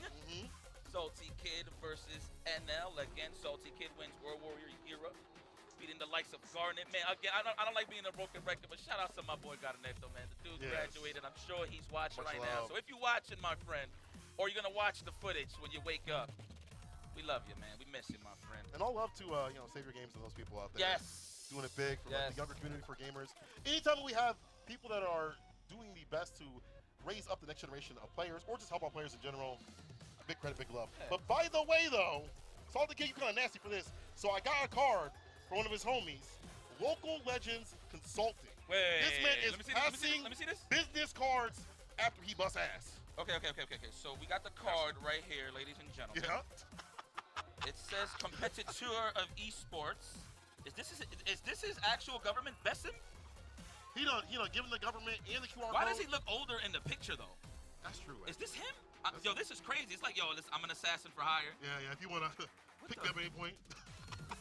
That's crazy. He handed that over to after he lost, bro. It's called Local Legends Consulting. Now, mind you, is this like a tournament locals? I need the lore. I need the lore. But it's crazy that he handed that to somebody that he lost. So does NL get one if he loses, or does NL rip it up? I'm pretty sure. Will he take it is the question. Exactly. So no, I don't want that. We'll see though. The other side of that real soon. Salty Kid NL is our next match. NL, as you mentioned, has been playing a lot cleaner, a lot more informed, a lot more confident with the Akuma, which does take work. And it leads to a lot of success. These guys are, they definitely break the speed force, aka amazing walk speed for both of these characters. So at any given time, it can get explosive. Already the commitment from NL from the low forward drive rush. Oh, I like that. The reset the adamant fist, gets the throw right after it. Still going for the conversion to get the Oki. You see those legs? They staggered. Yep. That's how you can tell it's good neutral. You see Akuma? Staggered legs. Scoop, okay. Looking for that counter hit, big damage. Nice anti-air, and he got him in the top height to get the Izuna drop, I would like to call that. Oh, yeah. I know that's not the name of it, but hey, it's Bushin style. That's all I know. It looks like. Oh, the bust up right in between. We see the gap. That's it, red. Meaty fireball. No anti right there. That's fine, though. NL, gotta be careful, though. He's in burn up. He does have level 2 if he wants to bust out at any point. I think he will. Oh, he makes some crouch. He kick perfect distance. Great understanding. Keep that landing. That was so smart to be like, I know what you can get at this distance, and I can interrupt it. I wonder if he sniped out the slide on the stand meter. I'm not too sure. I know he got hit crouching it, so it might have been a slide, possibly. Either or. The overhead blocked, I like that. He fuzzied it a little bit. Open up, knock. I got something to deliver here. It's pain. Oh! Hey. What? Man fears in the level 3 immediately. I like that. Just not to buy time for the drive gauge to recover on NL side. Yeah, straight to business. Drive rush, light, crouch fears, backs away. Slight walk back again from Inel. He's so good about like getting like 2 steps back, get a jab off, and stand fierce. So I'm trying to go for the overhead reset. Did not work out. Salty Kid trying to find the perfect space. Now trying to apply the pressure with these jabs. Burn pressure off of lights now is way better, and Burnout did not get the spot to fall for that. I actually thought he's gonna react to that. He can though. He's already buffering. I'm pretty sure those inputs is with that stand short. Oh, there it was. Oh, do it. Oh, if you would have hit the medium, that would have killed this cat. Scaling. Is that enough? I don't think. You know what? Hey, start with lights. I don't like lying to the people, but hold on. This might be shaky here. Survey says. Oh! I should have known. It's a Kuma. Yeah, right. It's Goki. Excuse me, Goki. It's Goki. Oh, actually, let's go. Goki in Japan. My man's getting his craving on. Let's go. Until you're on the list. All right, watch the legs. Heavy kick Tatsu, Ender to put him right up in the corner. Nice finesse and bless, like crouching to punch. So good, leads to so much reward as a shimmy tool. Boom. I want the corner. I'll play out here. That's how confident I am. I respect that because he was healthy, but this isn't Kuma we talking about. Only 1 meter to play with. It's going to bust out the drive impact early. No, we're going to condition him, bring him as low as possible. So wake up, yes. Level 1, get some distance. No bar though, something get put him up to the corner. But he charges up in front of his face. He's a perfect parry and a punish right after. My favorite book. Was that something with the corner, Tatsu? Oh, I love stealing turns. Oh, punish that, yes. And we got another drive gauge to play with. Spend it, everything. On the first date, everything. I'll take the check. Is that enough? Absolutely. No! Oh, okay. Add these again. I forgot. It's all right. Salty Kids. Stay solid. Staves offset point. I like this. Rolling, bro. It's that I'm about to get eliminated music. Well, no, actually, no, not yet. Sorry. Hold on. Hold on. Salty Kid. See you make a comeback. That's kind of hard. I have to use that level 2 on makeup at some point. Damn, I'm using those plus ranges on jumping. That man said jump in roundhouse, walk up, stand strong. Disgusting. It's stacked every so often too as well. Woo! Damn, meter kick is able to hit. Run cancel back throw. I like that. Reset, get that positional advantage. The teleport, that jab, the DP. Are you serious? That was ridiculous. Book state right there. Of course, knockdown. Now, mind you, I'm pretty sure you can get a lot of damage, but in that scenario right there, what a great awareness. That's 1 hit away. A confirm into level 3. Looking for this shimmy. It is buttons on the side of NL. That could have been it. Stand Fierce. Finish it. Do it now, Gohan. 1 plus. 1 hit. The Stand Fierce finally finds a connection. Yeah, that was crazy. And that, honestly, maybe last season went to hit like it did, but now is a way better corner tool. Working for it a lot more at Stand Fierce. So they have bless button. And Salty Kid is blessed to be able to find that on purpose. He could have died. Defensive pokes on the side of NL trying to snipe out a throw. So I wonder if Salty Kid has put that in the data bank to open them up. All right. I think he's going to condition them here. NL will hit those jabs. Or over form or that. All right. I respect that. Going big or going home. ODDP. He's going to get outside that corner. The crouch jab. I like that. Catch him on the recovery. Whipping in the distance. Grabbing nothing but his demons. Hits the super. I like that. No, you think it's the life bar we're trying to kill. Actually, yeah, at this point, yeah, it's both of them. Nice. Like, perfectly done. Sweet. However, yeah, get the Oki back throw. Switch it up. Wise choice for Salty Kid to take that though. There it is. You got enough life to take 2 more throws, or 3 more. 1 more for sure right here. Would have worked out. Back jump is there from NL. Dash up throws, able to seal it. Salty Kid. Now the one on set point. Sodium Kid. Does he have the card on standby? The business card might be handed to NL. Looking for that counter hit off the slide, no dice. Woo! Give me my turn back, por favor. Please! They'll finish your combo. Oh, it was a reset. I get it. Yeah, of course. Air to air. Like the heavy kick. You're getting slapped across the chest, my boy. I mean, I guess it's lore. You know the building that we in. Oh my God, that is enough. And he got all the balls in the world. That was dominant there. Salty Kid tapping the legs and open up. NL knows what it is. Let's pack it up. That is a dub perfection. Kurt Hennings. Dang. All day, every day. Hand him the card. He said, you get this too. You get this. Oh, he said, thank you. Wow, he took the card? Bro, I ripped that up. You gotta be kidding me. I ain't gonna lie. I'll take one too. I ain't gonna front. Yo, teach me. Teach me some Street You're Fighter. making me a believer. Right? You're making me a believer. Salty Kid. Wow. The sodium one. The sodium sun. The sodium sun? The sodium sun. Is that like an actual name? No, that's just what I call him now. Nice. He be making me mad salty. Do you feel me? Look at this match. Look at this replay. I mean, NL had a really good amount of control with the fireballs and things like that. I like the reversal jabs, his timings, his slight walkbacks. But Saltigan was starting to call it out with the run cancels and things like that. Putting more pressure up in the corner. It just felt like he wrestles away all that control that NL have built up, all that confidence that NL have built up throughout this entire day. I mean, look, what I liked about Salty Kid in this match, so the thing is, NL very neutral heavy, so he's going to look for whip punishes at all times, right? Yeah. So he is the signature is to walk back, wait for the whip. However, he was throwing those slides at perfect ranges to catch him at max distance for him trying to walk back. So if anything, that's just setting it up very nice for Salty Kid to just start some offense. Yes. So very nice, man. It's just you see the confidence. I'm not too sure if he's actually dropping combos, but I like those scenarios where on hits you turn it into a mix-up. At least one time he did go for a throw just to reset like his corner position, right? And that was smart. I feel like that was better than going to like mid-screen where Akuma could work, put him in the corner, harass the drive gauge, kill the character from there, which is a good thing from Salty Kid. Those moments are good. Some of them I think were nerves and drops, but if you want to stay solid regardless of all that, I gotta say, Salty Kid. You fire. I ain't gonna lie. You deserve it. I should watch. I'm definitely gonna have to watch more tape. So my apologies if I didn't know your game. Salty Kid, moving forward, never backward. But up next, we got a good Slava knocker too. C Anik taking on JB. Okay. Look at the point spread right here. Who's looking comfortable and who's not? There is not that many powdery donuts. Yeah. Actually, no. There is. I'm sorry, I blinked too hard. But in terms of like totality though, it does feel like it's a little bit on the closer side, like the 2-1s and things like that. Haven't seen a lot of blowouts except for the Ground Totokai and L match, and the Noda Prodigy and JB match. So for JB, he needs this. He needs as many matches as possible. He needs a 2-0. Would be great for him. You don't want to end the day losing all your games at all, and things come down to the differential would be problematic. I think JB, if you really have to worry about any, I mean, I think the biggest problem for him might have been Noah the Prodigy, and that might be a problem. I think so. I mean, I can't doubt nobody in these groups, dude. You can just be great at any given day. You know what I'm saying? Yeah.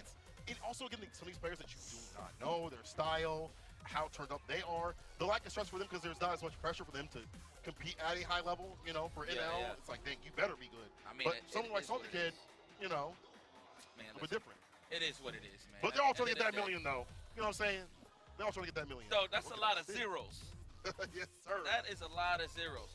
But yeah, I want to see JB be a little more, let me not say reckless, just be a little more commanding with your offense. He's definitely a clean player as well, looking for those whiff punishes. I mean, you've seen he got steamrolled a little bit by Noda Prodigy, and I feel like that's just in his his errors, right? Yeah. He was just waiting for too much to start getting the offense going. Initiate. There you go. That's what I'm saying. He did better against Noah when he did drive rush forward heavy kick. Like when he started off with that, he closed him to the corner.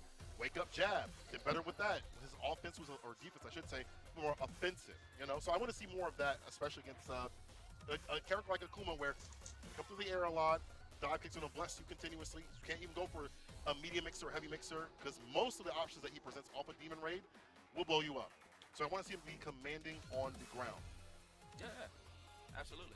I mean, JB's definitely familiar with this matchup. I mean, right now, in terms of the world of Street Fighter, highest level of play, you will see a lot of Akuma and Camis, which is not a bad thing. If anything, those characters are going to force you to step your game, regardless of what it is that you're trying to attempt here. Don't have a choice. To gain from Street Fighter 6, right? But JB's a professional. He's good. Cloud9 zone. I see you. I'm sure Cloud9 is rooting for their boy. The Brothers of Destruction. Both of these guys are in the cup. I know Lex is in the wins. Waiting to play his matchups. I remember the first time it's happened, right? Where like two brothers have entered the cup.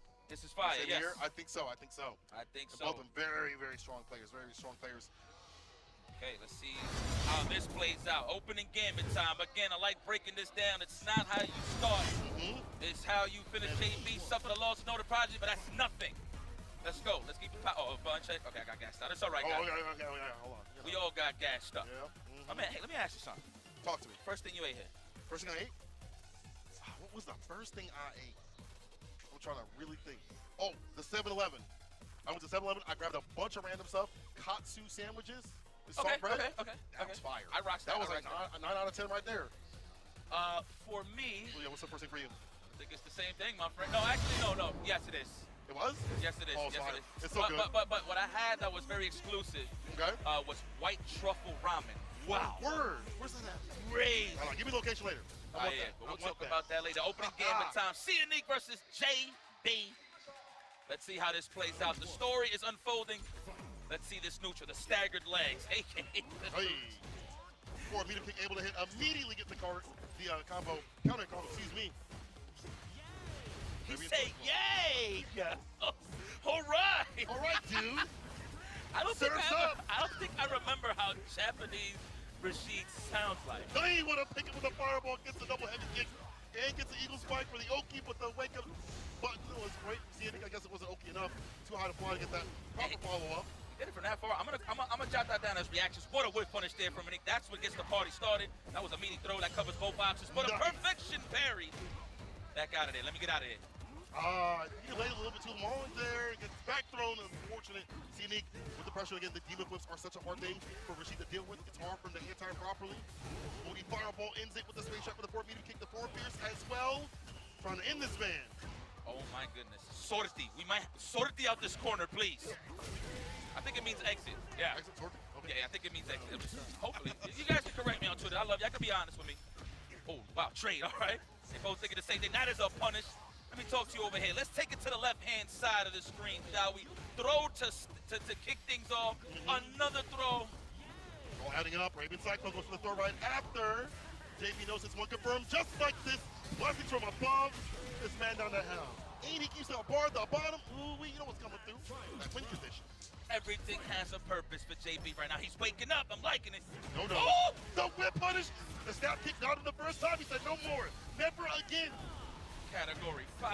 The punish cutter too as well. Jab starter, Radiant Cyclone, gets the enhancement in the OD right after. All right, that's a throw. I would. Nice technical condition him early, then open him up later. All right, the back throw. Wise choice for JB to take that. Nick has a little bit of a chance to breathe here. Yep. What are we looking for? What punish? Whoa! Find his demons up there. I think he tried to do crouching roundhouse while blocking, and he got the Tatsu by mistake. Unfortunate there from Nick, but great for JB. Capital letters. Cloud9 is waking up. The storm is coming. Hey, the push icy, it's on. We'll take that. Right out the pockets. Let's go, That's one hell of a do-rag right here, JB. Nice. I'm talking about Rashid. Pardon. Oh, of course. Throw right after. All adding up, meaty fireball. Radiant Cyclone as the space trap tool. Catching him trying to press a button. And he's feeling real pressed against this wall right here. JB not letting him leave. We just got here and set point already for JB. Telling you, man, that's what I'm saying. I feel like he has to instill his will a little bit, get a little freaky on the offense, man. That freaky broad, bro. Here you go. Oh, we're just trying to get that standing medium kick counter hit. I see you right there, JB. Trying to interrupt the low forward or the crouch strong. There it is, looking for the whip punish. That was nice. A lot of wind there. I felt it from over here. Snap kick again, trying to kill the drive gauge. Goes for the dive kick. JB now out of bar. You should love some bar to get that level 2. That's great. No, I'm so sorry. I'm not interrupting. Oh, you good. Let's go. Chill. Are we going to react? It's conditioning him early, chipping him down a little bit, shaving down, filing down those nails. Oh, don't. He's back a bar. There we go. Drive rush? No, not even. He's going to follow up. I feel like Davey's going to react to a fireball drive rush with a reversal for the closeout. No, not even the clash in favor of Anik. Oh, smart. Like that. Switch up the pacing. Hard thought fireballs against Akuma. Force it to do OD if you want to try to engage with. The throw. High choice for JB. I'm pretty sure he wanted to bust out an OD reverse on the block overhead. But he said, you know what? I lost my turn. Let's reset. Let's start again. Very confident right here. Nice conversion from JB. The category 5. We're going to see the cross up. We're going to push him on throw. Oh, with the stagger. What a scumbag. It's going to work. And let's push in the corner, though. Kick push goes. Move to the low. The crouching like it. Opens him up. Target the throw. Missed it twice. Unique with a reset. Goes for the same medium. Target combo does not get too much off. It could have been like a nice little level 3 if he wanted it. Might be regretting it. He's high up above that level 1. Heavy mixer is enough to get it done. JB ever up through. Burglar takes it 2-0 over Unique. The burglar is in. Okay. We've seen a little sunshine now with a little bit of clouds, some nice little clouds.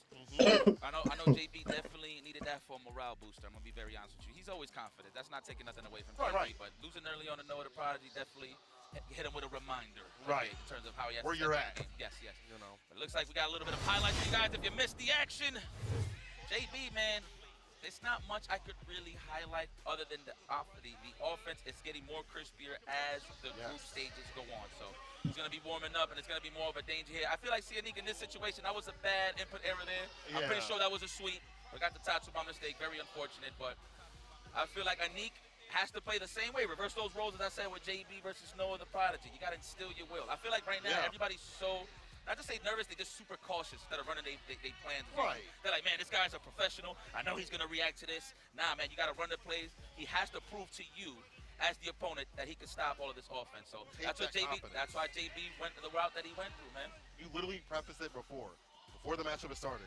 Get active, get aggressive, and that's what we see from JB. So we saw that light mixer happen. So that as a raw option, you got like a counter conversion right after. So things like that are what I want to see from JB out this bracket. So we'll get the interview real soon. But before we do that, look at the standings right now, and who is high enough? We see two twos right there. Salty Kid, Noah the Prodigy, but a -2 right there for Grand Soda God. We'll have to pick it up. We see Anik right now with -3. And honestly, 0 right here for JB goes even. That means Salty Kid and Noah are at the top spot currently. Well, of course, Noah only has played 1 match today, so that's why you see that.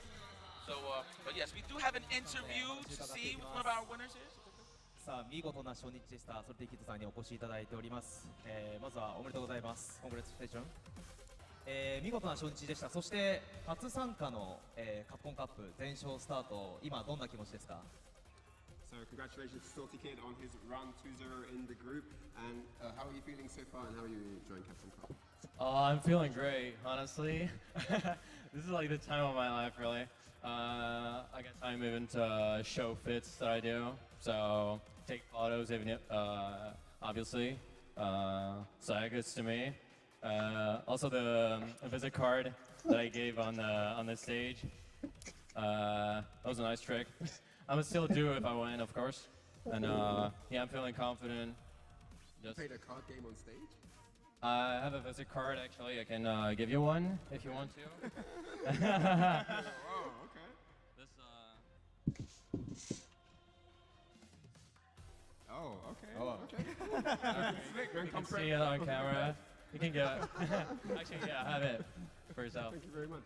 Okay, so tell me, what was the mindset going into the match, and how did you feel your strategy was delivered in the match? Actually, I had a strategy because I played Sionic before, like yesterday. We played some matches offline in a waiting room. And I don't know, I saw some weaknesses on save jumps. He does a lot of parry, etc. So it worked like twice in a match. So to avoid this in long term. And I don't know, just super twice on Animan Flame. So I don't know, I just had a bit of luck.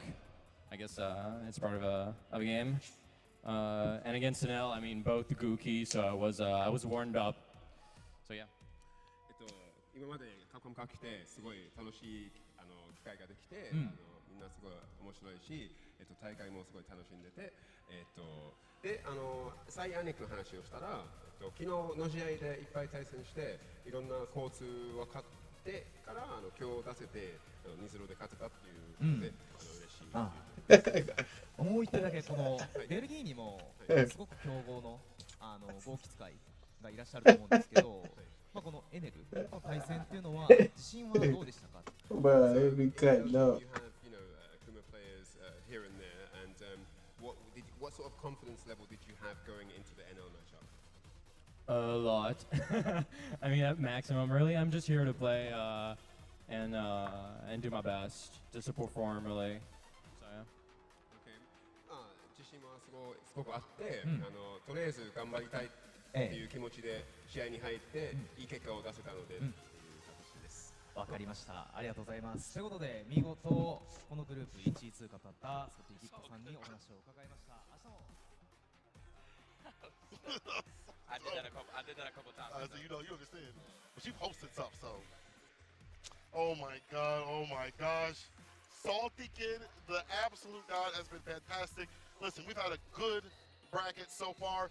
I was gonna say, if you're scared of Noah screaming in your ear, get yourself a Steel Series. All right? Walk out the sound of Noah, get yourself a Steel Series ASAP.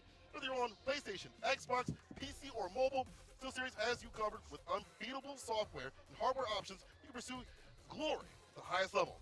SteelSeries Arctic Nova Pro is the official headset of Capcom 11. Premium high fidelity drivers and sonar software make the Nova Pro ideal for any fight you take on. Well, people, we've had a good Group B. We're about to see you real soon after this break for Group C, so don't go anywhere.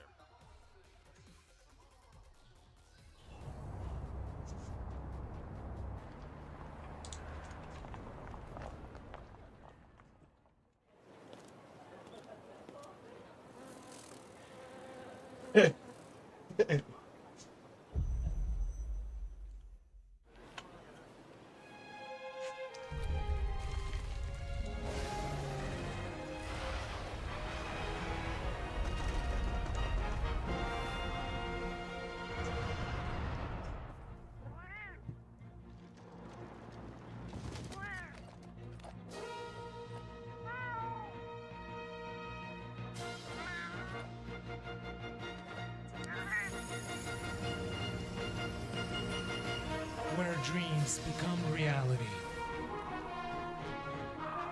I'm doing it.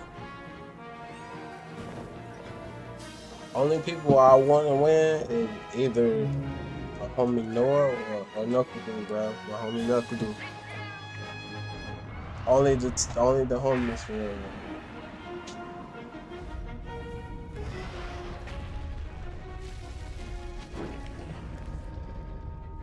I'm cool with either one of them. Monster Hunter Bridge.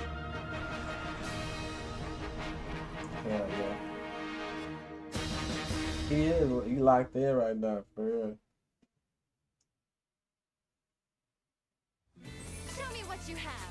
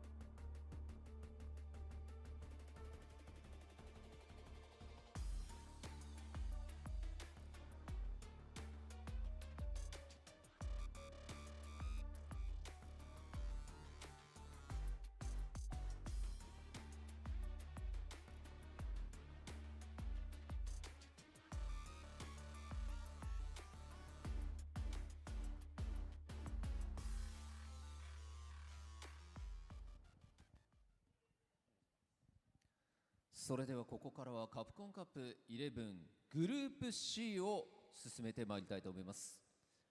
グループ C プレイヤーの入場です。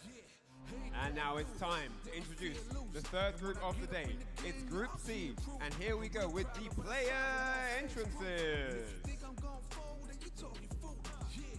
まずは鉄血の古豪 GG ハリベル Hailing from Germany, the cold-blooded veteran, it's GG Halibel. So I'ma tell the truth, I get my grind on. You know the pressure make all of these diamonds. I tell them get back. 南アフリカ共和国の英雄ジャーウィー・ハー The man who upset Tokido in the Red Bull Committee in South Africa. He is here. He is the African hero. It's Jabim!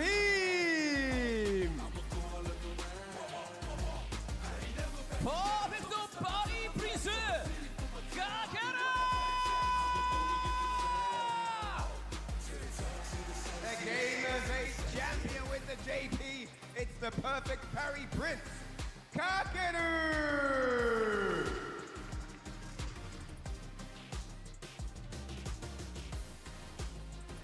サンパウロのイカれるサイクロンザンギャンボラード Next up, from Brazil, it's the Cyclone Zangief Polado!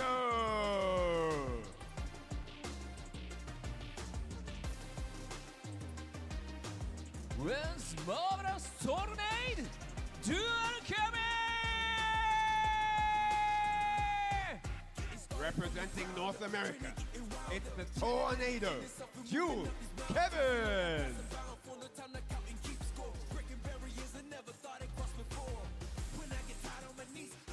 東大卒プロゲーマー時の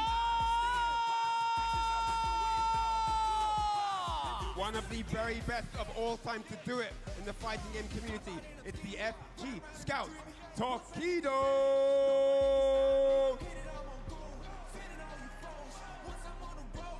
さあということでこちらグループ C にはこの地元日本のプレイヤーがかける時々と2人いるんですよね。はいですよね。時野さんとかけるさんです。はい。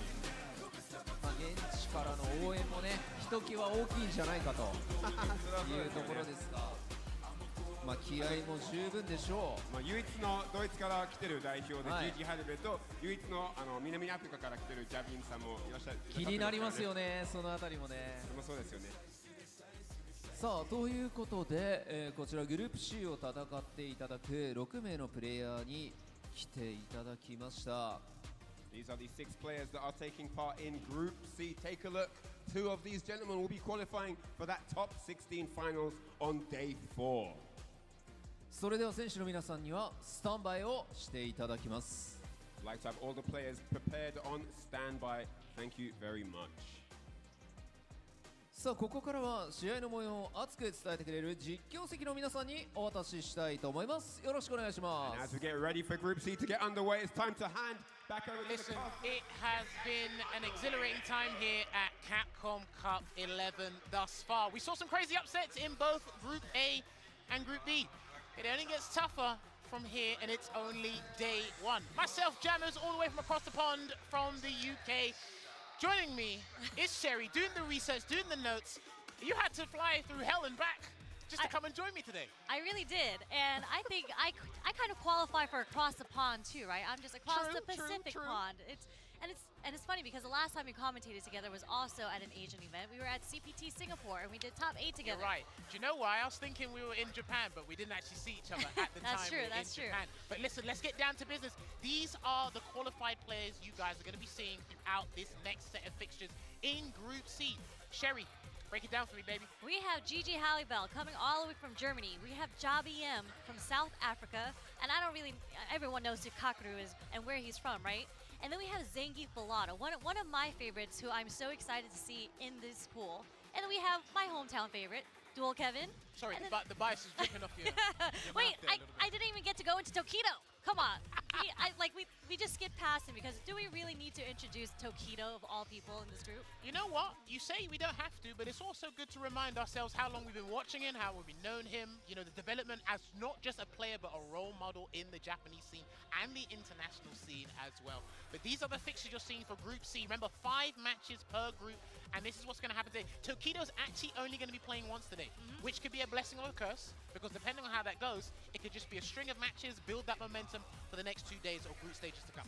Yeah, and the one match that he does have to play is against Duel Kevin. So this is going to be really, really interesting because we have Gigi Halibel versus Jabiem. Then we have Kakeru versus Zengi Filato, which I'm so excited to see. Although it's a bad matchup, I just want to drop some facts on Zengi Filato. I don't know if it's that time yet, but I just need the audience to know that I've done a survey with all the players around here, right? Ooh. And one of the questions was, who do you think the dark horse is? Because last year we had Uma. Last year we had Lashar. So this year, a lot of people actually said it is Zengi Filato. Okay, I can see that coming, but listen, they'll cross that bridge when they come to it, because it is Zangief. They will have a couple of bad habits. Itabashi hasn't had a good run today, so maybe Zengi Filato can build the momentum and remind people how scary Zangief can be. But we are setting up our first game here with the guys from the EMEA region, with Gigi Halibel representing Salt Mine League from Germany, going up against the African hero in Jarby M. Now, Jarby M has been absolutely loving the Terry Bogard in this game right now. He has a very different philosophy on the character. I think he's been underutilized, played incorrectly, because what people do is they try to... The best way to describe Terry is it's Terry Bogard in Street Fighter 6. That's the best way to describe it. So if you go to his previous fighting game history, some people either try to play him like that, or they try to play him like a standard Street Fighter 6 character. Now what it is over time, people have been developing the tech and the understanding of how to play Terry at the highest level. Jarby M is one of them, Kinto Ryo is another one, I believe, and of course there is one more person, I can't remember off the top of my head, Oil King. Oil King's got a very good Terry. I was going to mention someone else, but I think he said he kind of wanted to keep it a secret, so I'm not going to expose because he is going to be playing at Capcom Cup with this character as well. Very exciting to see, but going straight into it, as you mentioned, you know, Jarby M has been really into the Terry, and he just takes, we turn around, and there he goes. He takes that might actually be button check. Yeah. Don't worry. Okay. You know, I thought that for a second because I saw Ken just standing there for a second. I was just like, did his controller stop working? But it's better that it's a button check. You don't want to go out like that. All the guys have been doing their button checks. Shout out to Jarby M. He's actually using one of my wires to make sure his controller works just fine. He bought one of your wires. Yeah, he did. I did say to him and his wife, I said, if your husband wins 60%, is that no, nice and 60%. Yeah, I listen. Uncle Sam comes for you guys. I think I deserve my cut. Is that how you guys do it from across the pond? It's not even a standard 10 to 20%. Now you're taking 60% of his work. I hack up the prices, baby. I gotta do that as well. I need my fair share. I need to live too. Listen, every man for himself out here. You know what I'm curious about is whether or not Halibel's gonna stick with Ken, or he might. Okay, I wasn't sure because he does kind of have a Cammy. So he's dabbled with, like, you know, the Cammy. I saw him dabble with Guile, so on and so forth. But you're right. This is something that Jarby M wants to play, though. A lot of the matchups that are in this group, Jarby M feels super confident about. Ken is one of them, which is why he's excited to have a run back against Tokido later down the line in this group. But we got to go to the Battle of the Blondes here in this matchup to kick off Group C. Yep, here we go. And he does have a lot of Ken experience because he did have to play against Mark the Shark in his region, who is also a Ken player, to get this qualification spot. Well, the beautiful thing about Jarby M's Terry is I like the way he uses lights. He's a huge fan of the standing heavy punch that is +1 on block now. He uses medium power wave as a poke, especially up close. People have a hard time dealing with that. So he's pretty confident in his gameplay with this character thus far. Ooh! It was almost a triple shimmy situation there. And listen, Halibel is the only player in this group that no one was really speaking about. I feel he's been an overlooked player and undervalued. And what's funny enough, nice block on the OD DP right there, but yes, I kind of felt the same way last year too when Halibel had to play, right? A lot of people kind of had him underrated in his pool, and he pulled out of Manon. Like, I think he is someone who has, and he mentioned it last year during the interviews too, that he studies players, he studies character matchups, and he pulls things out that people don't expect from him. He's been playing since Street Fighter 4, and it's just a case where I think motivation is his issue, but when he gets to the big stage like this, he never fails to put on a show there. Good block on the NT jump low and the safe jump there from Jarby M. Needs to find a comfortable way out and get some big damage here, Sherry. Yeah, and the stand shorts checking Jabby-M's button, trying to get out of the corner, but he's slowly pushing himself out with these block strings. No anti-air there. Try to get the discipline there, try to get the punish counter on that standing heavy kick. No dicing, last minute, counter impact here. He might have to go for the side swap. No, he's gonna go for the corner extension instead with that heavy burning knuckle. And then get a throw to build momentum. The forward throw gonna put Halibel all the way into the other corner now.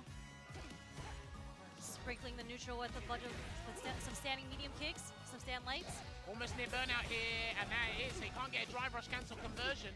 And this is one of the best burnout strings in the game if he wants to continue it here, Jabby-M. He's buffering the super there. Level 1, I believe. Oi, and he got the level 3 instead, and it's not the CA version, so he might just about be alive. There he is, but he is going to get chipped out if he's not ready for the next sequence here. Do you know what? I like that he committed to the Shoryuken instead of doing a Dragon Lash, just in case Jabby-M mashed the super. Yeah. To kind of turn it around there, because double-edged sword, because if that Shoryuken didn't kill, he was done. Yeah. Guaranteed. But, you know, as pro players do, they calculate very, very well. It's a great calculation on Halibel's part. Calculated risk, calculated aggression, you know it, they gotta do it. Throw take there, and the whip punish, but he misses the conversion into the power charge there, Jabby-M. Not looking too good at the moment. GG Halibel just sprinkling, chipping away at Jabby-M's drive gauge. But we're back in the neutral. Oh, no anti-air there, but he's gonna get a crouching medium punch conversion straight to the corner here. Looking much better here on Jabby-M's side, Sherry. Yeah, these two players are having a lot of great movement right now, setting up a lot of good shimmies. Just like that, Jabby-M dumps all his drive meter, cashes out, and gets the first round in the second game. Yeah, I like that you bring up movement, because the footwork a lot of these players have, especially the players that use Shotokan characters, they are absolutely essential. And walk speed, especially the forward walk speed, it's vital that you get that on point. And these guys they're trying to focus on so many different things at the same time. It's difficult to keep up with certain things.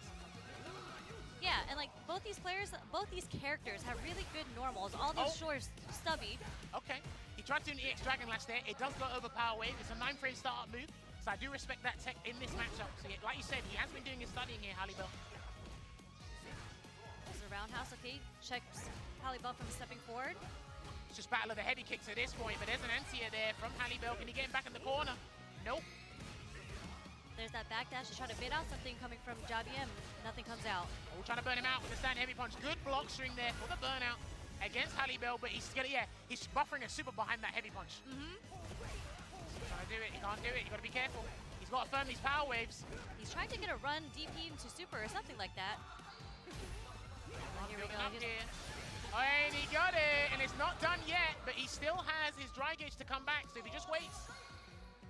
Are we going to see a raw drive rush here, maybe? From someone. Oh, no! What on earth was that? Bro, you can't do that here. No, it was a mistake. I see the player cam right now. He's shaking his head. He tilted his head back.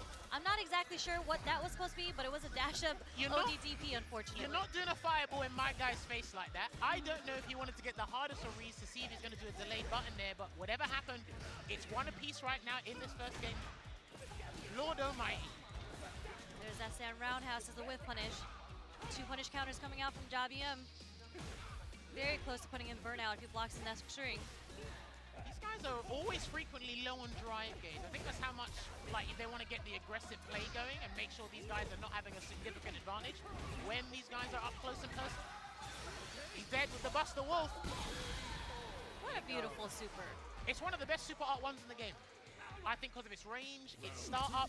Obviously, you can get fancy with it with a double Buster Wolf combo in the corner. Yeah, the range is insane. The fact that he can move forward on a 7-frame super. It's a good escape option as well, actually. Okay, slowing it down a little bit. Does the option select there with the parry, just in case there's no perfect parry. The drive reversal will come out instead. Low on dry gauge again are both these players. Oh. There's that call out where you said, you know, these players spend a lot of drive meter. Jabby-M not keeping in mind and actually burning himself out trying to parry. Not a great situation to be in because Halibel has him in the corner now. And there's the stun there. This is an early stun, so it might be a little bit of a deterrent to Jabby-M, but the early stun is completely fine. And another execution error there from Halibel. He's going to have to make amends from this. Is that going to be the round? He's going to have to spend the level 3. That is going to be the round. But again, there is one more round in this match, and it's set point for both, but Jabby-M starting with 2 bars of meter. Yeah, Halibel's got to be a little bit careful because we've already seen an execution area with that short you can up in JBM's face, that drive impact, that whiff in the corner as well. I'm starting to get a little bit scared. And you don't want to do it against a powerhouse like Terry. He's got one of the higher damage outputs in Street Fighter 6 at the moment. There's already a conversion. Actually runs into that. It wasn't even a counter hit. Taking it into the corner. Both these guys have amazing corner carry as well, by the way, for different reasons. From Tatsu or Burr Knuckle. Oh, yeah. Nice conversion off the counter hit stand jab. All right. He's going to exhaust his super meter just to replenish as much dry engage as possible here. He can dash up and get some frame advantage, or he can play it safe. He's going to try and get the frame advantage here.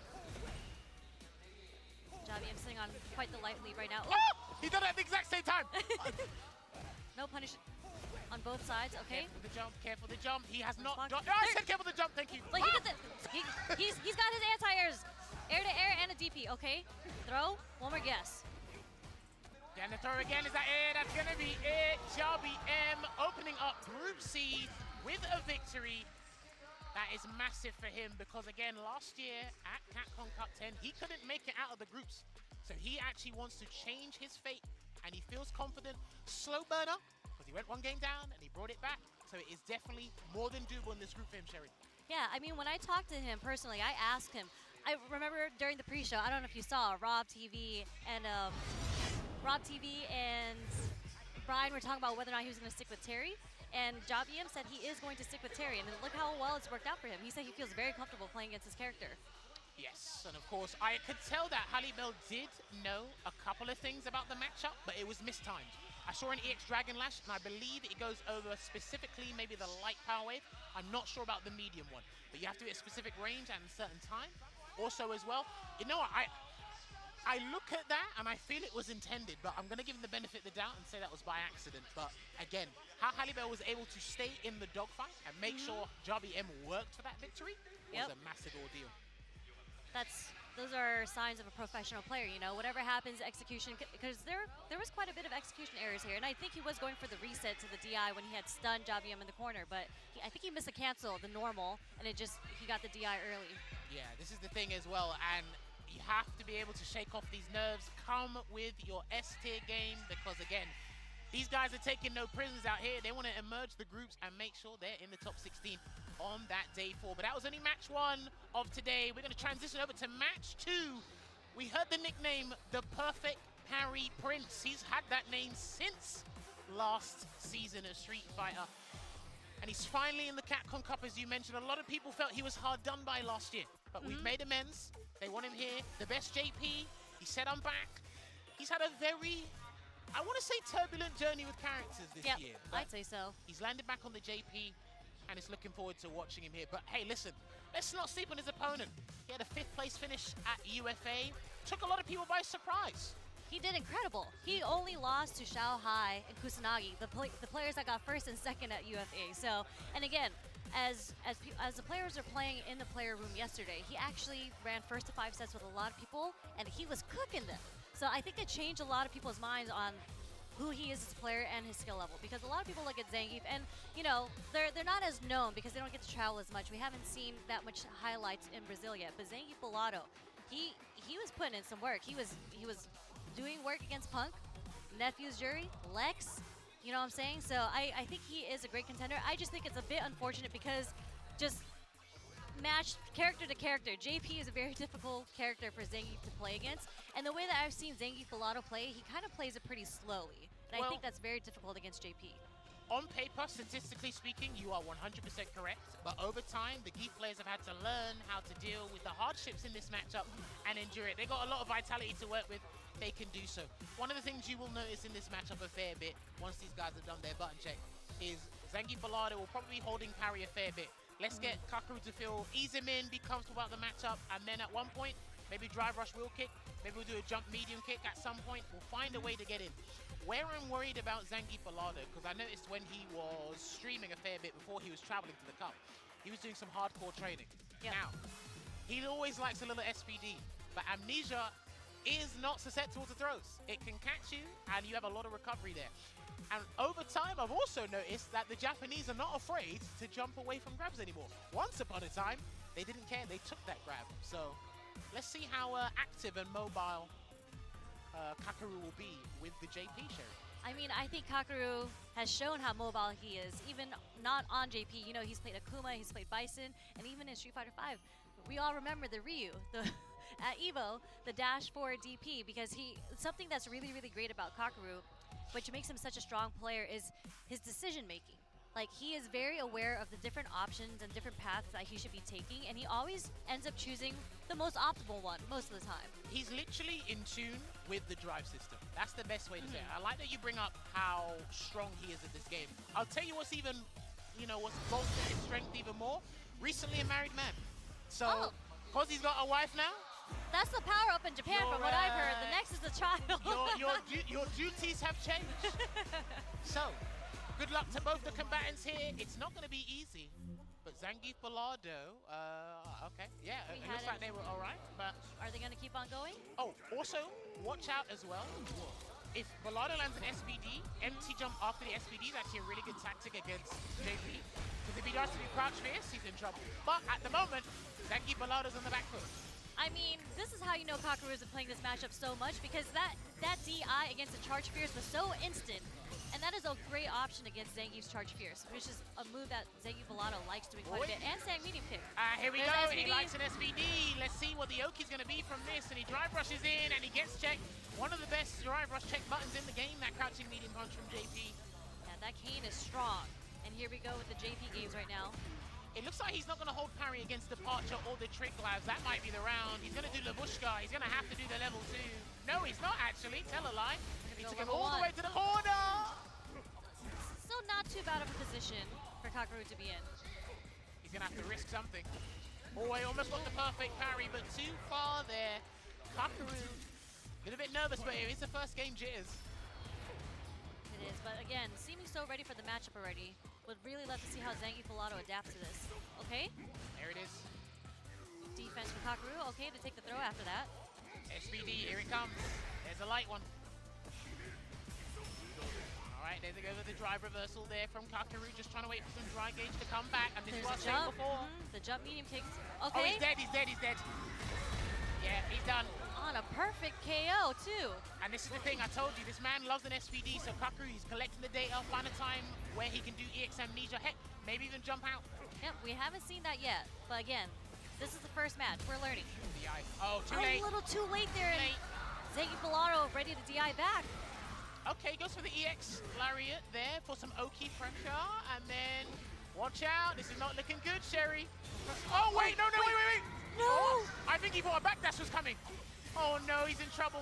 Are we going to get a full conversion to another departure? Here it comes. And that's going to be a combo. This is going to be huge. Level 3. Oh, I'm not sure. I think so. If not, at least burn out into chip. There we go. Yeah. And the OD ground spikes is going to take it. What a rough situation for Zangief to be in. That was such a hard read on a level 2. But that wasn't an accident.